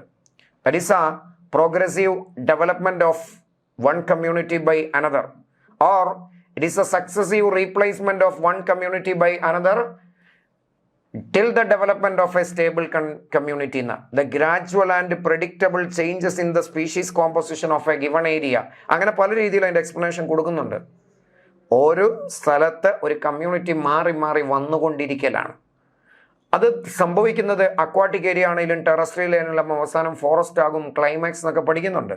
അതിൽ അക്വാട്ടിക് ഏരിയയിൽ എങ്ങനെയാണ് സംഭവിക്കുന്നത്? ഒരു പടം വഴി ഒരു പേജ് ഫുൾ അതിനെക്കുറിച്ചാണ്. കുറേ ഫിഗർ തന്നിട്ടുണ്ട്. ആ ഫിഗറിൻ്റെ ഡീറ്റെയിൽ അറിയണം. അതെങ്ങനെയാണ് തന്നിരിക്കുന്നത് അറിയോ? Phytoplankton stage, submerged plant stage, submerged and free floating plant stage, reed swamp stage, marsh meadow stage, scrub stage and forest എന്ന് പറഞ്ഞ 7 എണ്ണം ഉണ്ട്. അങ്ങനെ ഉണ്ടോ നോക്കിയാൽ മതി. ഫൈറ്റോ പ്ലാങ്ക്ടൺ ശരിയാണ്. റീഡ് സ്വാമ്പ് കഴിഞ്ഞല്ല സബ്മേർജ്ഡ് തെറ്റ. ഫൈറ്റോപ്ലാങ്ക്ടൺ ശരിയാണ്. അത് കഴിഞ്ഞ് സബ്മേർജഡ് ആണ്. സബ്മേർജഡ് കഴിഞ്ഞ് ഫ്രീ ഫ്ലോട്ടിങ്ങും വരാം. റെയ്ഡ് സ്വാമ്പ് ആംബിബിയലിലേക്ക് വരാം. മാർഷ് ചതുപ്പ് നിലം പോലെ ആകാം, സ്ക്രബ് ആവാം, ഫോറസ്റ്റ് ആവാം. സോ കറക്റ്റ് ഓർഡർ കിട്ടി. റെയ്ഡ് സ്വാമ്പ് കഴിഞ്ഞ് സബ്മേർജഡ് വരികയില്ല. ഫൈറ്റോപ്ലാങ്ക്ടൺ സ്ക്രബ് കഴിഞ്ഞ് റെയ്ഡും മാർഷും ഒന്നും ഇവിടെ വരികയില്ല. So answer here option 2. Question number 41. Zooplankton is a എക്കോസിസ്റ്റത്തിന്റെ അടുത്ത ക്വസ്റ്റ്യനിലേക്ക് നമ്മൾ വരുന്നു. Tertiary consumer, secondary consumer, primary consumer, primary producer, ഇങ്ങനെയൊക്കെ ഓപ്ഷൻ. അക്വാട്ടിക് ഏരിയയിലെ ഫുഡ് ചെയിൻ എടുത്താൽ സൂപ്ലാങ്ക്ടൺ എന്ന് പറയുന്ന ഒരു ഓർഗാനിസം ഉണ്ട്. അയാൾ ആരെ തന്നാ ജീവിക്കുന്ന? ഫൈറ്റോപ്ലാങ്ക്ടണിനെ തിന്ന് ജീവിക്കും, ശരിയല്ലേ? ഇനി സൂപ്ലാങ്ക്ടണിനെ തിന്ന് ജീവിക്കുന്ന അടുത്ത ആളുണ്ട്. ആരാ? ഫിഷ് ഉണ്ട്, ലാർജ് ഫിഷ് ഉണ്ട്, വെയിലുണ്ട്, ബേർഡ് ഉണ്ട്, അങ്ങനെ പോകും. So this one is first trophic level, second trophic level, third trophic level, അങ്ങനെ എണ്ണം കൂടി ലിമിറ്റഡ് നമ്പറിലേക്ക് എത്തും. T6 വരെയൊക്കെ എത്താം. ഇയാൾ ഫസ്റ്റ് ട്രോഫിക് ലെവലല്ല, അത് പ്രൈമറി പ്രൊഡ്യൂസർ ആണ്. സൂപ്ലാങ്ക്ടൺ പ്രൈമറി കൺസ്യൂമർ ആണ്. സെക്കൻഡ് ട്രോഫിക് ലെവലിലാണ്, അല്ലെങ്കിൽ പ്രൈമറി കൺസംഷൻ നടത്തുന്ന പ്രൈമറി കൺസ്യൂമർ ആണ്. ടെർഷറി കൺസ്യൂമർ അല്ല, അതിവിടെ എത്തണം. സെക്കൻഡറി കൺസ്യൂമറും അല്ല, പ്രൈമറി പ്രൊഡ്യൂസർ അല്ല, പ്രൈമറി കൺസ്യൂമർ ആണ്. So option 4. സിമ്പിൾ അല്ലേ? Question number 42. Which of the following is not an example of area where primary succession occurs? രണ്ട് തരത്തിൽ സക്സഷൻ ഉണ്ട്, പ്രൈമറിയും സെക്കൻഡറിയും. ബെയർ ഏരിയയിൽ, വെറുതെ കിടന്ന ഭൂമിയിൽ, ചുമ്മാ കിടന്ന ഗ്രൗണ്ട് പോലെ കിടന്ന സ്ഥലം, അല്ലെ വെള്ളം കെട്ടിക്കിടന്നത്, അത് കൺവേർട്ട് ചെയ്ത് ഫോറസ്റ്റ് ആയാൽ പ്രൈമറി. സെക്കൻഡറി സക്സഷനോ, ഓൾറെഡി ഫോറസ്റ്റ് ഉണ്ടായിരുന്നു, അത് നഷ്ടപ്പെട്ടു, വീണ്ടും ഒന്നുകൂടി ഉണ്ടായി, അതിൻ്റെ പേരാ സെക്കൻഡറി. അപ്പൊ സെക്കൻഡറിയാ ചോദ്യം. ന്യൂലി കൂൾഡ് ലാവ തെറ്റാണ്, കാരണം അത് പ്രൈമറിയാ. ബെയർ റോക്ക് തെറ്റാണ്, പ്രൈമറിയാണ്. കട്ട് ഫോറസ്റ്റ് മേ ബി ആകാം, ഉണ്ടായിരുന്ന ഫോറസ്റ്റ് നശിപ്പിച്ചിട്ട് വീണ്ടും ഒന്നുകൂടെ ഫോറസ്റ്റ് ആക്കാം. ന്യൂലി ക്രിയേറ്റഡ് പോണ്ടും പ്രൈമറിയാണ്. സോ സെക്കൻഡറിയിലേക്ക് വരുമ്പോൾ കട്ട് ഫോറസ്റ്റ്, ഡീഫോറസ്റ്റേഷന് ശേഷം വീണ്ടും സംഭവിക്കൽ സെക്കൻഡറിയാണ്. പ്രൈമറി അല്ലാത്തത് ഏതാണെന്ന ചോദ്യം. So answer option 3. Question number 43. Amount of nutrient present in the soil at a given time is referred to as standing crop, standing state, stratification, trophic structure എന്നൊക്കെയാണ്. ഒരു എക്കോസിസ്റ്റത്തിൽ പല ട്രോഫിക് ലെവലൊക്കെ ഉണ്ടാകും. പ്രൈമറി പ്രൊഡ്യൂസർ ഉണ്ട്, primary consumer, secondary consumer, tertiary consumer. ആ trophic ലെവലുകളിലെല്ലാം available ആകുന്ന ഓർഗാനിക് മാറ്ററിന്റെ അളവിന്റെ പേര് സ്റ്റാൻഡിംഗ് ക്രോപ്പ്. സോയിൽ അവൈലബിൾ ആകുന്ന ഇനോർഗാനിക് ന്യൂട്രിയന്റിന്റെ പേര് സ്റ്റാൻഡിംഗ് സ്റ്റേറ്റ്. സോ ഓപ്ഷൻ 1 ആണ്. ഒരു കമ്മ്യൂണിറ്റിയിലെ സ്പീഷീസിന്റെ പ്ലാന്റിന്റെ വെർട്ടിക്കൽ അറേഞ്ച്മെന്റിന്റെ പേര് സ്ട്രാറ്റിഫിക്കേഷൻ. ഫുഡ് സ്ട്രക്ചർ റിലേഷൻഷിപ്പിന്റെ പേര് trophic structure. So here the answer is option 1. Standing state ആണ്. ഇനോർഗാനിക്, ഓർഗാനിക് എന്ന് ചോദിച്ചാൽ, പല ട്രോഫിക് ലെവലിൽ ചോദിച്ചാൽ സ്റ്റാൻഡിംഗ് ക്രോപ്പും ആകും. Okay. Question number 44. Which one of the following statement about productivity is true? നമുക്ക് നോക്കിയാലോ? ശരി. Primary productivity of all ecosystem is constant. തെറ്റാണ്. കാരണം ട്രോപ്പിക്കൽ റെയിൻ ഫോറസ്റ്റിൽ കിട്ടുന്ന പ്രൊഡക്ടിവിറ്റി പോളാർ റീജിയനിലുണ്ടോ? ആ പ്രൊഡക്ടിവിറ്റി ആണോ ഡിസേർട്ടിൽ ഏറ്റവും കുറവല്ലേ? ഇതാണോ ഓഷ്യൻ ഏരിയയിൽ? അത് വേറെയല്ലേ? അപ്പോൾ അത് ഡിഫറെൻ്റാണ്. Annual net primary productivity of the whole biosphere is 17 billion tons dry weight of organic matter. തന്നിരിക്കുന്ന സ്റ്റേറ്റ്മെൻറ്റുകളൊക്കെ ഏകദേശം ശരിയാ, പക്ഷെ വാല്യൂ തെറ്റാണ്. 170 ബില്യൺ ടൺ എന്നാണ് NCERT പറഞ്ഞിരിക്കുന്നത്, 17 ബില്യൺ ടൺ അല്ല. അപ്പോൾ അതും തെറ്റി. Net primary productivity is the amount of biomass available for consumption by carnivore. Net primary productivity ഉണ്ട്, NPP എന്ന് വിളിക്കും. ദാറ്റ് ഈസ് GPP - R എന്നാണ് വിളിക്കണത്. അത് കാർണിവോറിന് അവൈലബിൾ അല്ല, ഹെർബിവോറിന്. കാരണം എന്നാ? പ്ലാന്റേൽ ഉണ്ടാകുന്നതിൻ്റെ പേരാ നെറ്റ്. റെസ്പിറേഷന് ശേഷം പ്ലാന്റിനെ തിന്നുന്നത് കാർണിവോറാണോ? ഹെർബിവോർ അല്ലേ? സോ അതുകൊണ്ട് അതും തെറ്റി. Secondary productivity is defined as the rate of formation of new organic matter by decomposer. വീണ്ടും തെറ്റാണ്. സെക്കൻഡറി പ്രൊഡക്ടിവിറ്റി കൺസ്യൂമർ ലെവലിലുള്ള പ്രൊഡക്ടിവിറ്റി എനർജി ലെവലിൻ്റെ പേരാണ്. Primary productivity depends on plant species inhabiting in a particular area. അത് ശരിയാണ്. പ്ലാന്റിൻ്റെ ലെവലിലുള്ളത് primary പ്രൊഡക്ടിവിറ്റിയും കൺസ്യൂമർ ലെവലിലുള്ളതിൻ്റെ പേര് സെക്കൻഡറി പ്രൊഡക്ടിവിറ്റിയും. ഓക്കെ.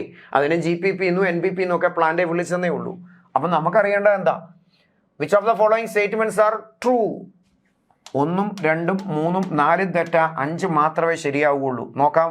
1, 3, 2, 3 അല്ല, 1, 2, 4 അല്ല, 5 ഓൺലി ആകാം. ഇതുമല്ല. സോ ആൻസർ ഓപ്ഷൻ 3 ആണ്. ഒരേ ഒരെണ്ണം മാത്രമേ കറക്റ്റ് ഉള്ളൂ. 5ാമത്തെ സ്റ്റേറ്റ്മെന്റ് മാത്രം, ബാക്കി എല്ലാ സ്റ്റേറ്റ്മെന്റുകളും തെറ്റാണ്. Okay, question number 45. Match the following correctly. എൻവയോൺമെന്റൽ ഇഷ്യൂസ് എന്ന് പറയുന്ന പൊല്യൂഷനും ഗ്രീൻ ഹൗസ് എഫക്റ്റും ഡിഫോറസ്റ്റേഷനും ഒക്കെ പഠിക്കുന്ന ചാപ്റ്ററിന്റെ ഡീറ്റെയിലേക്ക് കയറി.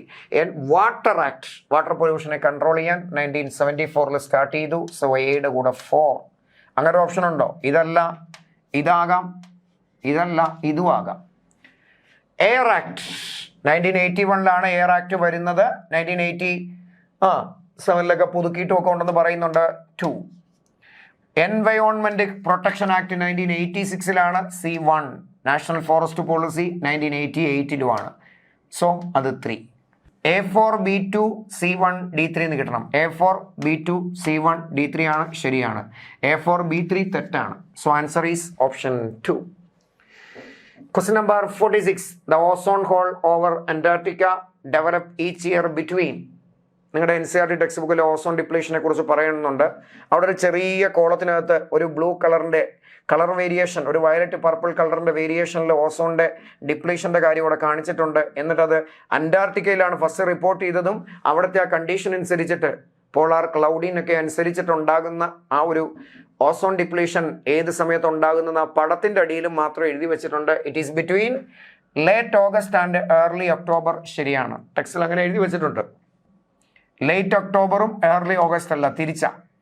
ലേറ്റ് സെപ്റ്റംബർ ഏർലി ജാനുവരി അല്ല, ഏർലി ഒക്ടോബറും ലേറ്റ് ഡിസംബറും അല്ല. സോ കറക്റ്റ് ആൻസർ ഓഗസ്റ്റിന്റെ അവസാനം തുടങ്ങി ഒക്ടോബറിന്റെ ആദ്യത്തിലുള്ള ആ ഒരു കണ്ടീഷനിലാണ് ഏറ്റവും കൂടുതൽ നടക്കുന്നതെന്നൊക്കെയാണ് പറഞ്ഞിരിക്കുന്നത്. Question number 47. The Montreal Protocol was signed with the aim to control. എന്ത് കൺട്രോൾ ചെയ്യാനാണ് മോൺട്രിയൽ പ്രോട്ടോകോൾ കാനഡയിൽ വെച്ചിട്ട് 1987 സൈൻ ചെയ്തതെന്ന്? അതിന്റെ ഡീറ്റെയിൽ എഫക്റ്റീവ് ആയത് 1989. പേഴ്സിസ്റ്റന്റ് ഓർഗാനിക് പൊല്യൂട്ടൻസ് കൺട്രോൾ ചെയ്യാൻ അല്ല. Global warming and climate change അത് കൺട്രോൾ ചെയ്യാനാണോ? ഒരു സംശയം. Emission of ozone depleting substance അതോ അതാണോ? വീണ്ടും സംശയം. Biosafety of genetically modified organism അതെന്തായാലും അല്ല. സോ 2 ആണോ 3 ആണോ എന്ന് അറിഞ്ഞാൽ മതി. ഓസോൺ ഡിപ്ലീഷന്റെ സബ്സ്റ്റൻസിന്റെ അളവ് കുറയ്ക്കൽ എന്നൊരു ഉദ്ദേശത്തോടു കൂടി കാനഡയിലെ മോൺട്രിയലിൽ 1987 സൈൻ ചെയ്ത കരാറാണ് Montreal Protocol. The limit or that agreed to limit the use of ozone depleting substance like chlorofluorocarbon, methane, nitrous oxide പോലുള്ള സബ്സ്റ്റൻസിന്റെ കണ്ടീഷൻസ്. ഓസോൺ ഡിപ്ലീഷൻ കുറയ്ക്കുക, അതിന് കാരണമാകുന്ന ക്ലോറോഫ്ലൂറോ കാർബണിന്റെ ഉപയോഗം കുറയ്ക്കുക, ഓൾട്ടർനേറ്റീവ് കണ്ടുപിടിക്കുന്നവരെ സഹായിക്കുക, ഇതൊക്കെ അതിന്റെ ഉദ്ദേശങ്ങളാണ്. Okay, so answer option 3. Question number 48. The process of nutrient enrichment of water and consequent aging of water body. BOD, biomagnification, eutrophication, global warming. Earth സർഫസിന് ടെമ്പറേച്ചർ കൂടുതലാ ഗ്ലോബൽ വാർമിംഗ് അതല്ല. ഇത് വാട്ടർ ബോഡിയെ പറ്റിയ ചോദ്യം. ന്യൂട്രിയന്റ് കൂടി പതിയെ ഏജിങ് സംഭവിക്കല. BOD വെള്ളത്തിലെ പൊല്യൂട്ടനെ control ചെയ്യാൻ വേണ്ടി ബാക്ടീരിയയും ഫംഗസ് ഉപയോഗിച്ച് ഓക്സിജന്റെ അളവ് അതല്ല. ബയോമാഗ്നിഫിക്കേഷനും യൂട്രോഫിക്കേഷനും ഉണ്ട്. മാഗ്നിഫൈ ചെയ്യാന്ന് വെച്ചാൽ കൂടുക എന്ന്, ആംപ്ലിഫൈ ചെയ്യാന്ന്. വെള്ളത്തിൽ കിടക്കുന്ന DDT പോലുള്ള സബ്സ്റ്റൻസിന്റെ അളവ് പതിയെ കൂടി വരുന്ന ഫിനോമിനന്റെ പേരാണ് ബയോളജിക്കൽ മാഗ്നിഫിക്കേഷൻ, അതുമല്ല. So here the answer is eutrophication, natural ageing of the water body due to nutrient enrichment or the after effect of nutrient enrichment എന്നൊക്കെ പറയുന്നുണ്ട്. So here the answer is option 3. Then question number 49. The given diagram shows the relative contribution of various gases to total global warming. Global വാർമിങ്ങിന് കാരണമാകുന്ന കുറേ ഗ്യാസിന്റെ കോൺട്രിബ്യൂഷനെ കുറിച്ച് ഒരു pi diagram പോലെ തന്നിട്ടുണ്ട്. ABCD മാർക്ക് ചെയ്തിട്ടുണ്ട്. അറിയാനാ 60%, 20%, 40% ആൻഡ് 6%. അതാണ് ABCD ആയിട്ട് കണ്ടുപിടിക്കേണ്ടത്. നിങ്ങളുടെ NCERT ടെക്സ്റ്റ് ബുക്കിൽ അതിൻ്റെ ഒരു പടമുണ്ട്. കറക്റ്റ് കോൺട്രിബ്യൂഷൻ പറയുന്നുണ്ട്. 60% ഉള്ളതിന്റെ കാരണമായിട്ട് പറയുന്നത് കാർബൺ ഡയോക്സൈഡ് ആണ്. 20% പറയുന്നത് മീഥൈൻ ആണ്. 14% പറയുന്നത് ക്ലോറോഫ്ലൂറോ കാർബൺ ആണ്. ദെൻ 6% പറയുന്നത് നൈട്രസ് ഓക്സൈഡിനെ കുറിച്ചൊക്കെയാണ്. ഇനി നമുക്ക് ആൻസറിലേക്ക് വന്നാൽ മതി. ABCD റെസ്പെക്റ്റീവ്ലി അറിയണം. ഇതാണ് അത് മീഥൈൻ എന്ന് കിട്ടണം. മീഥൈൻ, ക്ലോറോഫ്ലൂറോ കാർബൺ അല്ല, methane. So either 1 or 3 answer ആകും. B CFC എന്ന് കിട്ടണം. B N2O അല്ല, അപ്പോൾ അതും പോയി. B CFC ആണ്, C N2O ആണ്, D CO2 ആണ്. സോ ആൻസർ ഓപ്ഷൻ 3 എന്നുള്ള ആൻസർ സിമ്പിൾ ആയിട്ട് നമ്മൾ ചെന്നെത്തി. കിട്ടിയോ? അപ്പോൾ ഗ്ലോബൽ വാർമിങ്ങിന് കാരണമാകുന്ന കുറേ ഗ്യാസിൻ്റെ കോൺട്രിബ്യൂഷൻ അതിൻ്റെ റിലേറ്റീവ് പെർസെൻറ്റേജ് അറിയുക, പൈ ഡയഗ്രാം വെച്ചിട്ട് ചോദിച്ചാൽ, അല്ലെങ്കിൽ സിമ്പിളായിട്ട് ഡയഗ്രാം ഒന്നും ഇല്ലാതെ കോൺട്രിബ്യൂഷൻ ചോദിച്ചാലും ഒക്കെ എഴുതാൻ പറ്റണം.